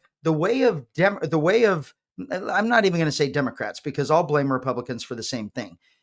You create a problem, so every election you have a solution. Okay. And I'll jump right into another topic: immigration. How many decades are we going to be talking about a broken immigration system? Our immigration system was designed for the 1900s, not the 2020s. We absolutely must fix our immigration system. We absolutely must have immigration into the country. Yes. That it's a requirement. We have to have it, where our birth rate is not enough to maintain our economy. So we absolutely must have to have them in the country. It would be an easy fix, an absolute easy fix. But then every 4 years, the politicians on both sides wouldn't be able to use that as a talking point for you to elect them, because they're fighting against each other. The Republicans are blaming the Democrats, Democrats are blaming the Republicans. As your governor, the second largest state in the country with factually status numbers, the most people here who are here not only immigrated but also illegally, California. Right. I, as the governor, will work with the president to ensure that Congress fixes the immigration system. We absolutely, whether anybody agrees with it or not, I don't agree with it. I do not agree that people should be able to come here, break the law, and get here. But the fact of the matter is, our federal government has allowed it for decades. We have to fix it. You don't just keep getting to say it's broken, it's broken, and broken. Adults need to sit around the table and fix the damn problem. Yes, it's illegal. It's not jail illegal. It's civilly illegal. So we make them pay a fine. And here's the whole thing. You're here illegally. Yes, we know you're here illegally. You're going to have to sign up for this. You're going to have to agree that you're going to work. You're going to be productive. You're not going to suck the public coffers dry. We're not going to pay you to be here, give you all free everything to be here. You are going to earn your keep. You are not going to break our laws, and we will have this path of citizenship for you. That's what's going to happen. You broke in illegally. You are going to pay that civil fine. You are going to pay a fee. You're going to pay for the laws that you broke. And then we will have a path for you to become a citizen so you and your family can make your lives better. If you came here only to victimize us, you're out. Right. You're out. Get out. I don't care what crime it is. If you're coming here to make your life better, you're not going to steal from our stores. You're not going to drive drunk and harm us. I got really, attacked because a DUI is a misdemeanor and nothing happens to anybody that gets a DUI. Right. I'm like, well, I don't care. They're citizens. If you're here illegally and you get a DUI, you're done. You're going back to where you are and you're never coming into this country again. If you wanted to make your life better, you should have obeyed our laws. And here's the whole thing, because this is common. Why? I don't know why this is a common thing. They're attacking me because a simple arrest for a misdemeanor that everybody just gets a slap in the wrist. They're attacking me because I believe that they should be deported. Yes, you broke our laws. I have an illegal alien who was in this country illegally on his third DUI arrest, and we know it was his third because he had his first two. His third DUI arrest was actually a vehicular manslaughter arrest because he killed one of my dispatchers. So one of my dispatchers on the way to work was killed by an illegal alien on his third DUI address or arrest. Should have been gone from the first one. Should have been gone on the first one. And that is, and we all can agree, even the people who are here in this country that have been here for 10 years, 20 years, 30 years illegally, who have never broken the law, they don't want the lawbreakers here. That is true. They want them gone. That is true. Most and definitely. So, this was I went on a little tirade here, but I, as your governor, will get rid of sanctuary state policy. It only protects criminals. It doesn't protect us. It doesn't protect the immigrant community, even the illegal immigrant community. It doesn't protect you. It only protects people who are in jail and prison from being deported on their release. That will be changed. And then I will work with our president to make sure that we fix our immigration system to where we can give these people paths to citizenship. They can be productive members of society, and they can be part of where we are going to make California the second largest economy in the world. Not the fourth. Exactly. The fourth and being broke. Yeah. All right. So going back to the homelessness, when we're talking about mental health, there's been several mental health facilities throughout the last 15, 20, 25 years, even 30 years that have been closed in the state of California. Yeah. Chance to getting these open back up? It's 60 years. It actually started with Ronald Reagan as our governor. Yeah. And the answer is yes. We absolutely, this is common sense. A mentally ill person cannot make the rational decision to go into treatment for themselves. Right. We cannot allow them to be out doing what they're doing, harming people, the potential of harm, the disruption and everything else, and just keep giving them money, Social Security benefits, whatever it is, because some doctor has said you're mentally ill or you have a problem. And now we're all just going to pay for you. Right. We are going to help you become normal again, to become functional again. And we are going to have to come to the realization that it is inhumane to allow these people to continue the way they are. We have to get them care. We have to get them the services that they need. And that is going to require us to force them against their will. Yeah, I mean, of course. That's a bottom line answer, but it's not. I mean, some of them is going to be kicking and screaming, but the sane person knows better than the insane person. Absolutely. So you're not doing it to harm them. You're doing it to help them. Like most ideas, they all start out something good, and then they morph into something that becomes disastrous with either sometimes intentional consequences, sometimes unintentional consequences. Yeah. The idea of getting rid of the mental health institutions was because of the abuse that was going on with the people inside. Well, why didn't we just address the abuse? Why don't we just get better people? It's throwing out the baby with the bathwater. It's silly. It was a horrible decision. It morphed into something that it wasn't, and now we're suffering the consequences. So we have to take it back. Now within a 50-mile radius, we have, just the ones that I can think of, we have 3 mental health facilities, 2 of which are closed and one has very reduced resources now and services, I should say. Metropolitan in Norwalk, Lanterman 5 miles up the freeway here in Pomona, and Patton out in Highland. And the properties just sit. Yeah. They just sit. And they're empty, and there's nothing going on. I mean, are they so dilapidated that we can't open those and use those again, or possible. what? It's possible. We have an empty prison in Riverside County, Okay. and they just closed another one, so we're going to have 2 empty prisons. Some of the biggest ones in the state. Could those be used? Absolutely. Sure. Absolutely. Would that happen? I don't know if that's maybe I don't want to say a last case resort. Maybe it's a first case resort to get the process going, but then we make things better. Yeah. There are plenty of legitimate nonprofits and privately owned businesses that are in business for the sole intent of helping people get better. And they can be utilized. They're underutilized. They're purposely not used. They're very expensive because insurance won't cover it or doesn't cover enough. There's so many things broken in the system. We have to get in and tackle it. And that's the thing. A lot of people say to me, how are you going to do things? They want to know, write it down. Tell me how you're going to do it. And I say, look, that's not my makeup. My makeup for 32 years, I am a problem solver. I am an emergency solver. That's on the job training.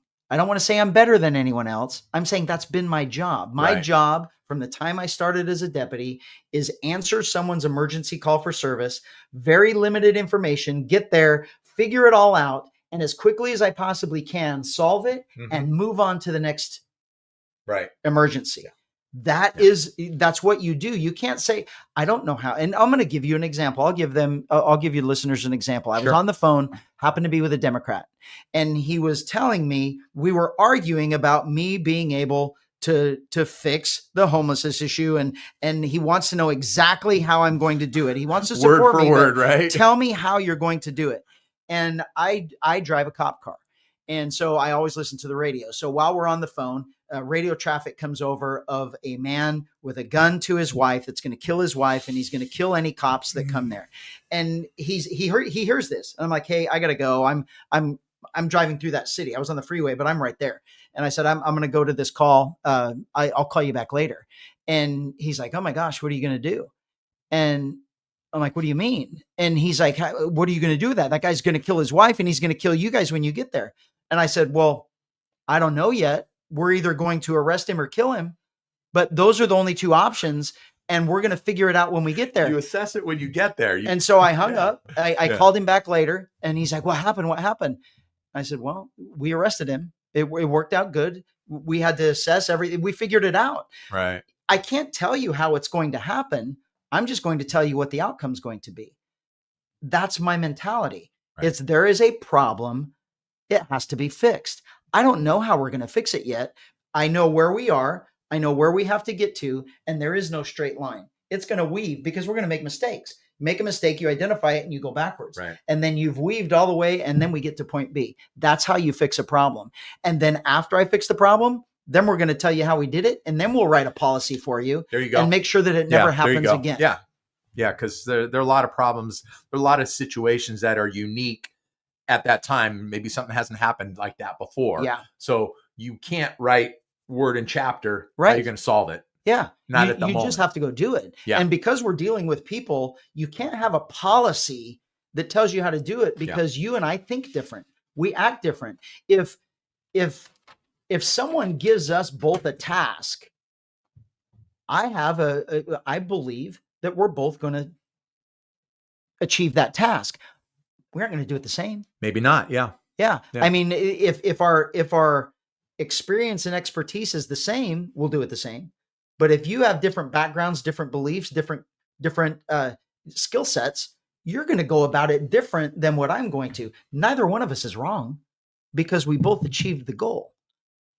If they just gave us a piece of paper and said, do this, and both of us are like, that isn't the way to do it. We can't do it that way. And then we just sit and have meetings about it. Then nothing gets fixed. That's where we are in government. Yeah. Government is there to just have meetings for a whole bunch of different opinions instead of just going and fixing the problem. And then line your pockets with money. Yeah. Getting it from special interest groups or the taxpayers. one of the two or both. Yeah. Fixing this is not going to be, the economy is going to be easy. Good. It's regulation and taxes. The infrastructure is going to be easy. It's for the most part, regulation, government overreach and regulation. We've got to build more roads. We've got to build more waterways. Those are going to be easy. We just have to do it. Get rid of the activism. CEQA and Coastal Commission have to be removed. The governor just showed us that he can sign away with the stroke of a pen and make it easier for the Palisades to rebuild, but the city of LA refuses to do it. So we know that we can do that for the whole state. We know we will bring down the price of homes because we're going to allow builders to actually build homes again. And we're going to make it profitable for them because it's not going to cost them a third of the value of a home in government fees. Right. I mean, it's crazy. Government has created its own problems. They created our housing crisis. They created the cost of homes in California. Yep. So every election they could say, I'm going to lower the cost of homes. This is what's driving me nuts right now. Every single Democrat that's running for office has already been a part of causing our problem. They were assemblymen, they were assemblywomen, they were senators, they were in federal government, they were in city, local government. They have created all of our problems. And now they're saying they're going to fix them. You don't get to fix the problem that you created. You broke. Right. Yeah. You created that problem. So you would be the hero with the solution. And it's not going to work that way. Not anymore, right? That's right. Not on your watch. Not on my watch. Excellent. All right, Rook. Actually, I'm going to hit a couple of these, and then I want to get to one more thing because you brought it up, and I skipped over it. You came back to it. What do we got? Chuck says you're preaching to the choir in that most conservatives are on board with you. So that's good. So here's Chuck. I appreciate that, and this is what I'm going to tell you as I travel the state. I know for a fact that we're going to be number 1 or number 2 in the primary election. Here's how we're going to win in November. I need all of the Republicans to vote for me. I need the majority of the independents to vote for me. And here's the thing right now, I have the endorsement of the American Independent Party. I need the majority of them to support me. Yeah. And then a fact of elections in California is I need a minimum of 15% Democrats to vote for me. Minimum of 15%. I'm telling you, I'm shooting for 20. Okay. 20 or more % of Democrats will vote for me. So yes, I'm preaching to the choir, but this is what we're finding out. The choir is much bigger than we think. And the choir is not only on the Republican side and the independent side, but it's on the Democrat side. Okay. Because after these meetings that I have and these group talks that I give and these events that I have, there are Democrat after Democrat that are coming up to me and they'll whisper and everything else. And they'll say, hey, I'm part of that 20% that you're talking about.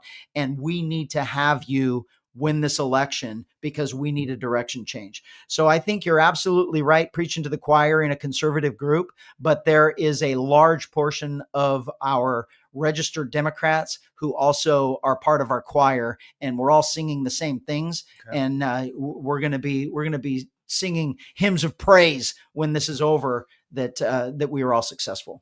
Okay, I want to read this. I'm going to read two questions here. Let me see, because they deal with the same topic. We talked about it. We talked about it, but maybe we can go on. There's a little more depth to it. Let me see. Okay. How will you reduce the homeless problem and deal with the mental illness? And we did talk about that, but just to be super succinct. Let's tie it's not homeless. It's drug and alcohol and mental addiction, drug and alcohol addiction that's causing mental illness, or sometimes there's mental illness that's by itself, but we have to identify them. We will have the treatment facilities. We will put the money into the treatment facilities instead of wasting it in the current NGOs and nonprofits where the money's going now, that proving that they can't help. We know where we can help. It's not going to be difficult. I just figured something out here. Okay. So I just popped that up. Okay. So on homelessness, what's your plan to create more jobs and help people get back on their feet? Yeah, we talked about that with the economy already. Yep. We will be the number 1 business-friendly state in the country. Instead of our businesses leaving, we will be making it important and almost beneficial to their business to not only come back, but we'll be attracting more businesses. The businesses that we have, we will encourage them to get bigger. Then you have more workers not only more workers, you may have more jobs, then you have a workforce that gets to compete now for higher paying jobs. And that is how you stimulate the economy. This is, I learned this in middle school and high school economics that they don't teach anymore. They don't want us to know. They don't want us to know how basic government is supposed to be and how government is supposed to help us instead of hinder us. We will be bringing businesses into this country like we have, or into this state like we have never ever seen before, because California has not been business friendly, manufacturing friendly since the 80s. Yeah, and actually that's when a lot of the regulation started kicking in, is in the 80s, and that's when businesses started leaving leaving the state. Okay, somebody asked a question about election integrity. How do we work election on that? Integrity is real. For anybody out there, again, preaching to the choir, we all know there is fraud going on in our elections, and mail-in ballots are purposely designed for fraud and for outside interference in the elections. We absolutely must get away from that. But here's the thing. It's never going to happen until I win this election, until we elect more Republicans in the Assembly and Senate seats, so we have that equalization of power back to where we can get these bills passed and truly just an agenda change. The governor can do it, and I will do it. We will ensure that we go back to one-day voting, right? In-person voting with voter ID. Voter ID is going to be on your ballot next November. You absolutely must make sure that we pass that. That's going to be huge. It's going to bring more people out to vote. We will pass that. We'll get rid of, once I win, then we'll get rid of the mail-in ballots. So voter integrity, here's the thing that y'all have to realize. President Trump did an absolute amazing job in this last election in that he did this. Never one in the 2020 election, we know there was fraud. Mm-hmm. We absolutely know there was fraud. Yes. He said it all the time. He said the election was stolen, all of those things. People were talking about it all the time. This is what he did in the 2024 election. You can go back and look. He never said anything once. Never said once about stealing the election, about stolen election, about anything. What he said every single time he talked was, we have to make it too big to rig. Yeah. Too big to rig. Yep. So here's the reality of these stupid machines and the fraud and the vote counts and the switching and everything else. Mathematically, supposedly, the people responsible for building these programs, or who can build these programs, have repeatedly said that the machines they're swapping numbers of data that's actually coming in. So the programs can't be written to completely change everything. They can be written to mathematically alter the count. Okay. If the count is too big, the machine can't do it. The program can't do it. So the too big to rig is, we have to win by a big enough percentage. And the percentage is only 2, 3, 4%. Right. It's not a massive amount. So you need to really think about how much he won by. This was a massive landslide, because we know there was still more fraud in the last election. And he still won, because the machines couldn't overcome that huge gap. So yes, we know it's happening. You're absolutely right. We need to fix it. Here's one of the things about our country is our military goes into third world countries and fixes them, installs a democratic form of government, and they have free elections. How do they have that election? It's in person. Mm-hmm. It's monitored by the military. They make you dunk your thumb in ink that doesn't come off for weeks, and you vote in person because they want to make sure there's no fraud. We'll do that to other countries, but yet our country, you have no idea. We have dogs voting. We have dead people voting. I just read something about that. We have people that are voting with different variations of their names. We have a fraudulent system that has been taken advantage of that we absolutely need to address. And here's the whole thing. How do we win? You ask those questions and you vote only for the people that say they're going to fix it. Yeah. If there's not one Democrat going to come out and say, we need to get rid of in-person voting. What I will say in California, and I don't want you to hold me to this as a promise, but I have this in my head.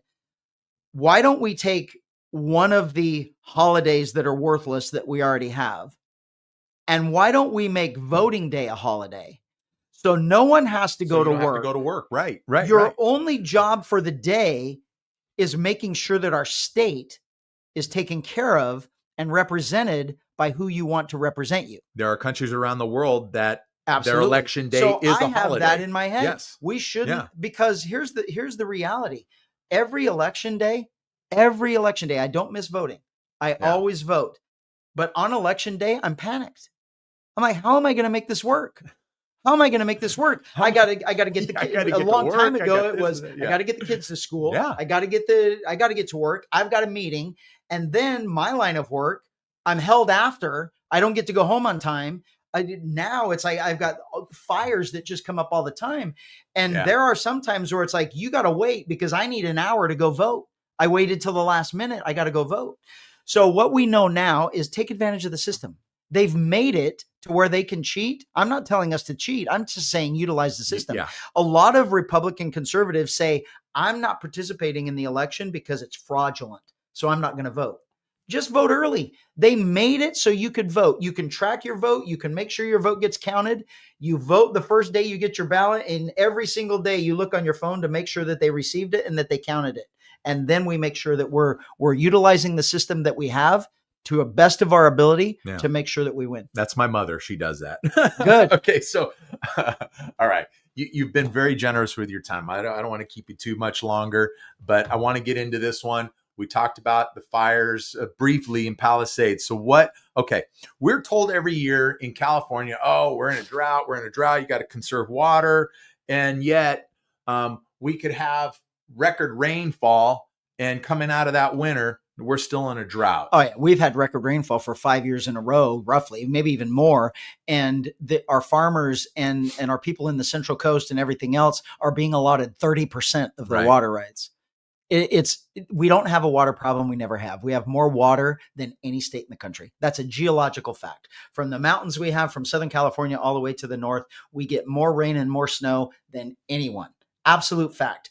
We have a mismanagement problem. We have a water management problem where the government has gotten into private deals with private people that are now just making billions and billions and billions off of you.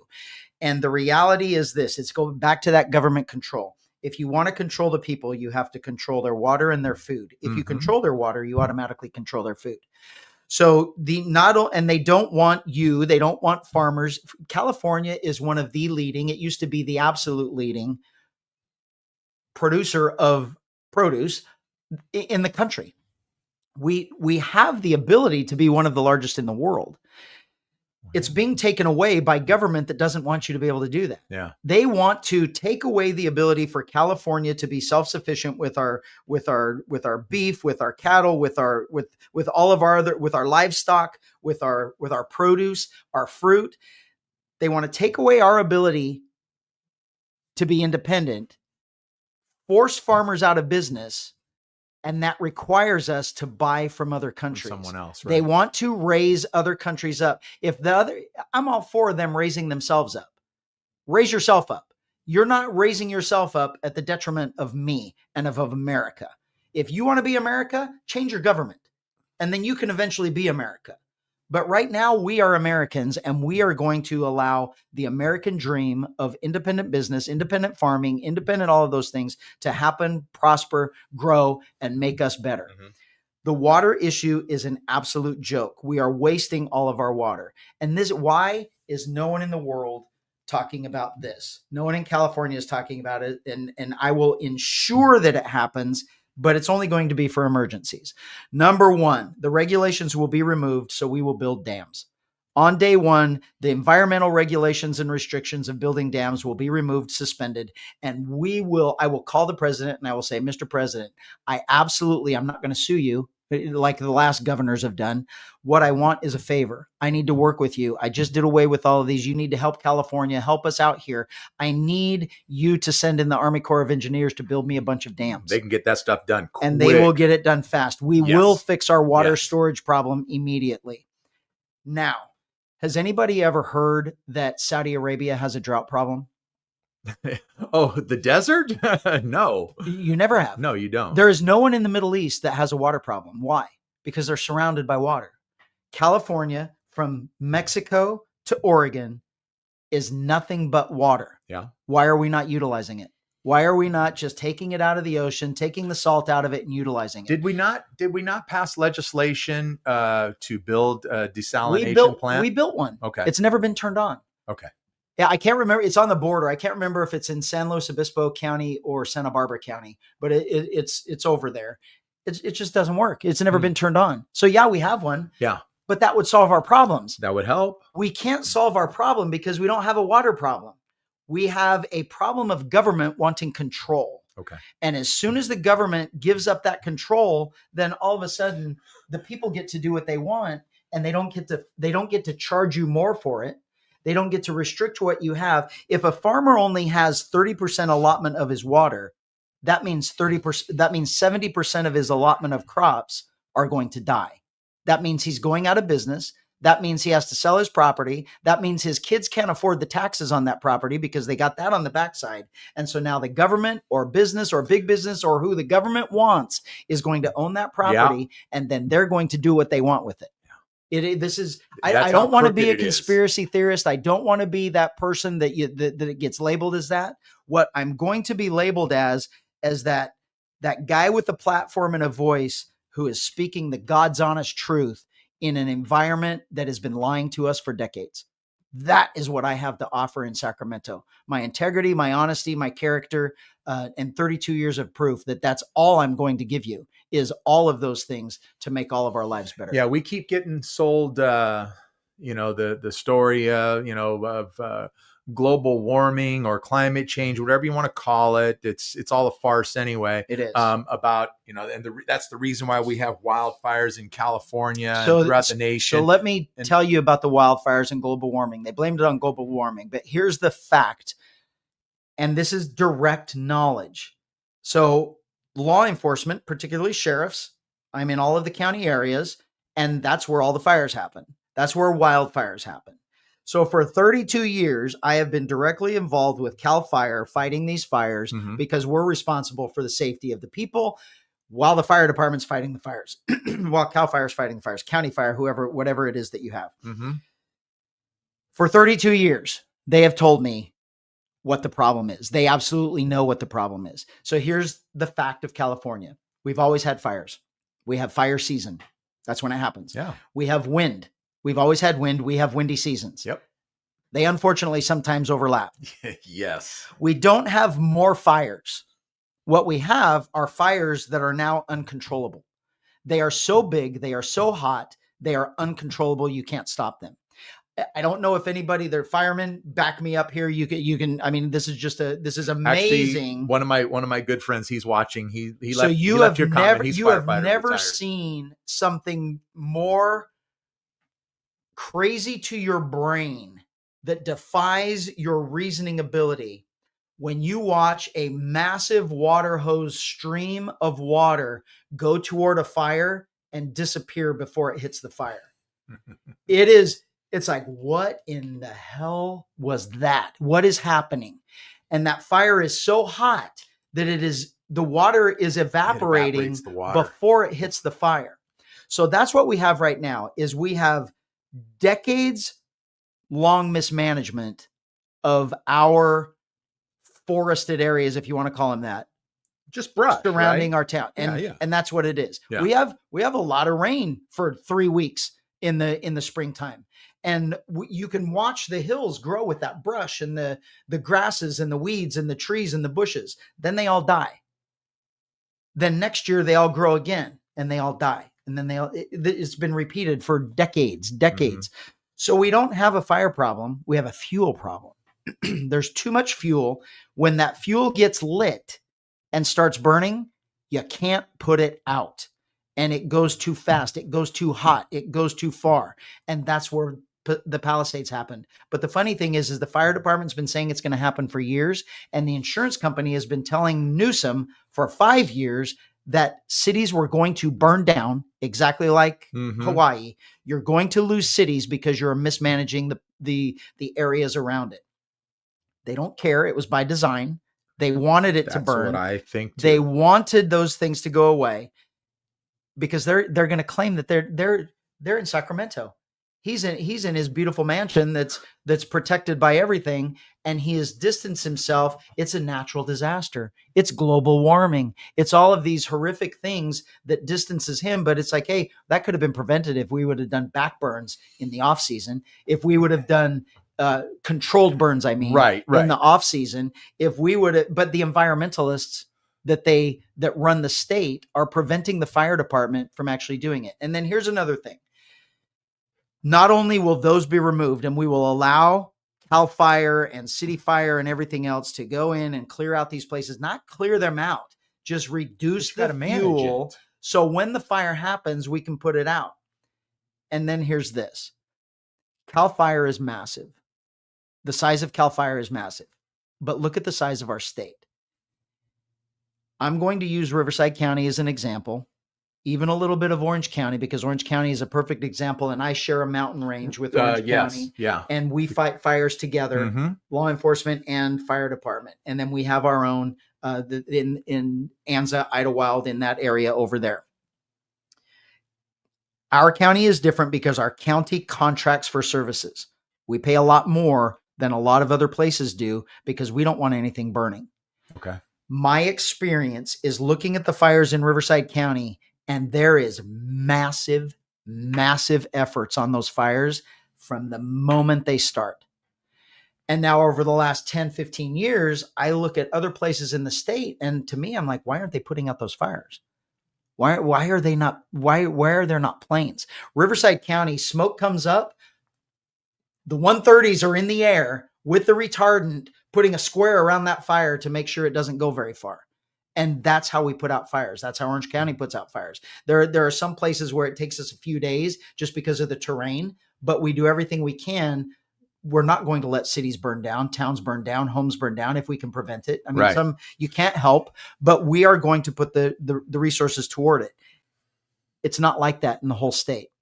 This is the priorities of government have been put on its head. They've been turned upside down. Cal Fire's budget for the entire year is $4.5 billion. That sounds like a lot. Actually, for the state, it doesn't sound like a bunch. Well, I'm going to show you how little it actually is. Okay. $4.5 billion. The governor, instead of giving them more money to protect us and to protect our towns and protect our cities, $4.5 billion for the entire organization. He was going to give $12 billion to healthcare for illegal immigrants. Oh, yeah. Yes. That makes a lot of sense. Where is a priority when you will allow I don't even have to double the overall cost of Cal Fire, because the overall cost, we know in government, we know how things work. My biggest cost driver is personnel. And it's like 90% is the cost of personnel. So I don't have to have a whole lot more Cal firefighters. I do need some. I need equipment. Yeah. I need airplanes. Yeah. I need retardant. I need all of those things to put those fires out to protect. And they will be easy to do if you had a governor who actually put that priority on it, which public safety is my number one priority. I'm going to make you safe from criminals. I'm going to make you safe from the natural disasters. As much as we can control as possible, we are going to do everything we can to keep us safe. Yeah. And I've said, all along, from the moment that the fires in Altadena and Pacific Palisades broke out, and firefighters turned on the hydrants, and there was no water because there was no water in the reservoirs. The reservoirs were run dry. They were never filled up as they should have been, which is part of maintenance. It's part of taking care of that. Now, you can never stop fires. The fires are going to happen. It doesn't matter if it's wildfire, house fire, whatever. You can't stop them from happening, but you can certainly control the amount of damage they cause. And without the resources that the firefighters needed, they couldn't control anything. Yeah. We have the resources to fight fires. We don't have the resources to mitigate the size, the destruction of the fires that we get. So we do have to increase a little bit. They do need more personnel. They need more personnel, particularly in the north, where in those big areas. But they need to have the resources. They need to have the equipment, and we need to actually have it a priority to make sure that we don't lose another city. And the reality is, We all sat back this year, in January, Mm-hmm. and we Yeah. watched a city burn down. What has happened to make sure it doesn't happen again? Nothing. Nothing. Not one single thing. Nothing. You have a complete failed governor. You have a complete failed mayor. Yep. They have done absolutely nothing to make sure it doesn't happen again. And so the normal, common sense, critical thinking person has to say, that doesn't make sense at all. Why? Why would you not make sure this doesn't happen again? And the only answer is because you want it to happen again. Right. Yeah. It's absolutely right. You know, the best thing, the only good thing coming out of that disaster in January was when President Trump showed up and he put the mayor on notice. And he's been putting the governor on notice forever, but he put the mayor on notice, and she stood back and she told him that things were going to happen, and they still haven't happened. Yeah. Oh, no. We're doing this. No, we're going to approve this. We're going to approve that permit. We're going to take care of, and nothing has happened except for leeches with lots of cash coming in and attempting to, or in some cases, buying up property. Yeah. For their own purpose. Yeah. Not for the people. Right. So that's what I'm offering is I'm offering a California government that makes our lives better instead of us making government bigger. Yeah. Government has to be shrunk. Government has to be, the money has to be monitored, stopped, the flow of money. We're going to not only are we completely doging the waste of our state government, we're going to reduce the size of our government. We're going to increase the private business in the state. Yeah. We're going to bring more people into the state. We're going to allow people to build homes, developers to build communities. We're not going to price them out of the business. And then the homes that they're able to build without the government restrictions, we're actually going to be able to afford. We're going to stimulate and drive this economy like it's never been done before. The only thing that I haven't talked about, and we've talked about a lot in depth, is our education system is absolutely broke. Yeah. I will make sure as the governor that we have a voucher system for any public school you want to attend, any private school you want to attend, any charter school you want to attend, or if you want to homeschool, we're going to have a voucher system for homeschool also. We are going to make sure that we have an educated group of kids, not indoctrinated. And I will tell you that as your governor, this is a hot topic and it makes absolutely no sense and it's absolutely insane. As your governor, there will never, ever, ever, ever be another boy in your daughter's locker room. It's not going to happen. Amen to that. Amen to that. Yeah, I'm going to work on having Sonia Shaw. Sonia's got to be elected. I'm going to try to get her right in that chair where you're sitting. She is a warrior for our kids. Yes. And as much as we need me to win this governor election, she needs to be the superintendent of schools. Yeah. Yeah, that's excellent. Okay, so again, you've been so tremendously generous of your time, and if everybody who's still watching, if you were watching the first 5 minutes of this, it wasn't going so well. But look how it ended up. It turned out tremendous.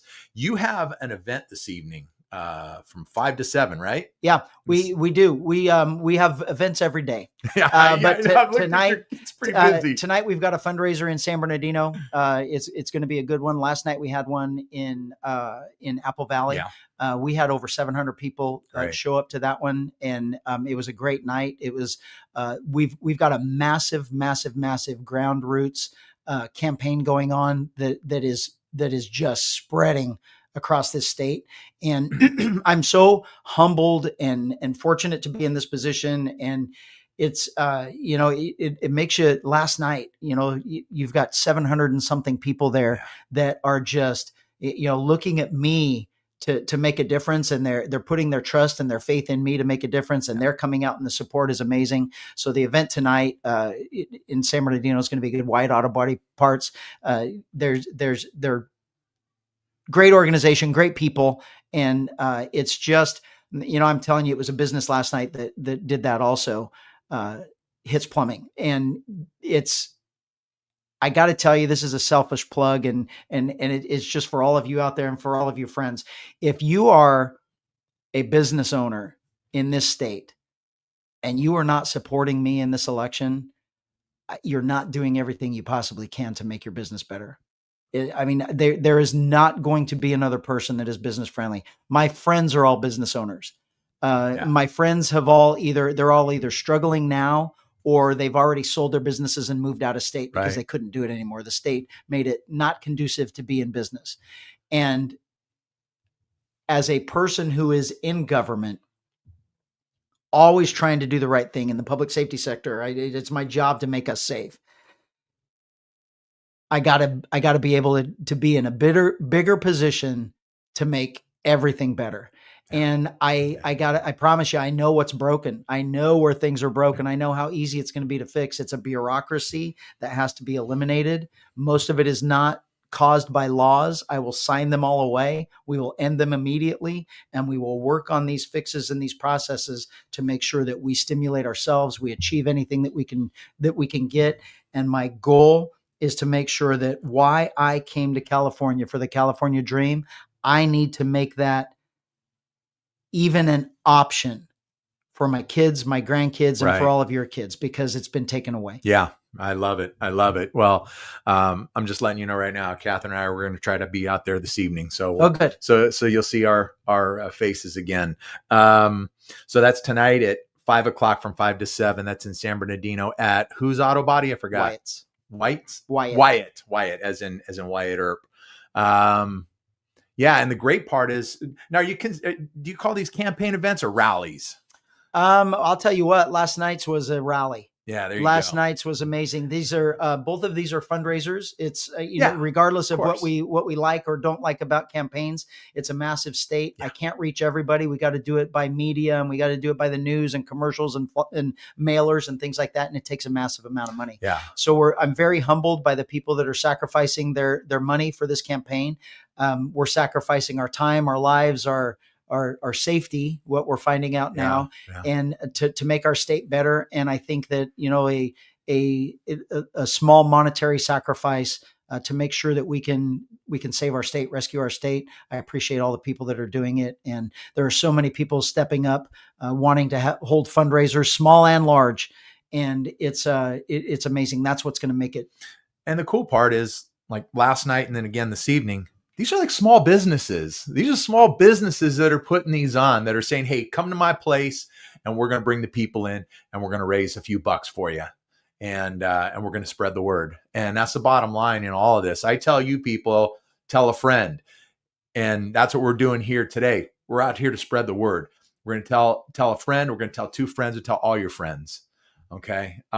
Listen, again, I can't thank you enough for this. This is very good. Been really, really, it's been great. It's good to meet you. And I can't thank you enough for the time that you spent in that chair. And I hope everybody out there has enjoyed this. Let's just wrap it up right here. Okay. As you know, this program is available wherever you get your podcasts. Just search the Ben Maynard program. Boom. It's right there. Go with it. But do me a favor, subscribe to it so that every time a new episode drops, you get notification. Okay. And then, you know what? Leave me a 5-star rating. I appreciate that. Okay. I deserve it. And this morning, Sheriff Bianco deserves it. But this morning we're live and you're watching on YouTube. And for doing that, I greatly appreciate it. Again, subscribe to the channel. You'll get notified on the new episodes as they drop. You got to give me a thumbs up and leave a comment. Okay. I reply to all your comments, and I can't thank you enough. But you have to tell 1,000 of your family and friends too. Okay. Last but not least, follow me on Instagram, all one word, Ben Maynard Program, or on the TikTok, the Ben Maynard Program. Okay. So that's it. We're done. Thanks again. I'll catch you guys next time. This is the Ben Maynard Program. Tell a friend.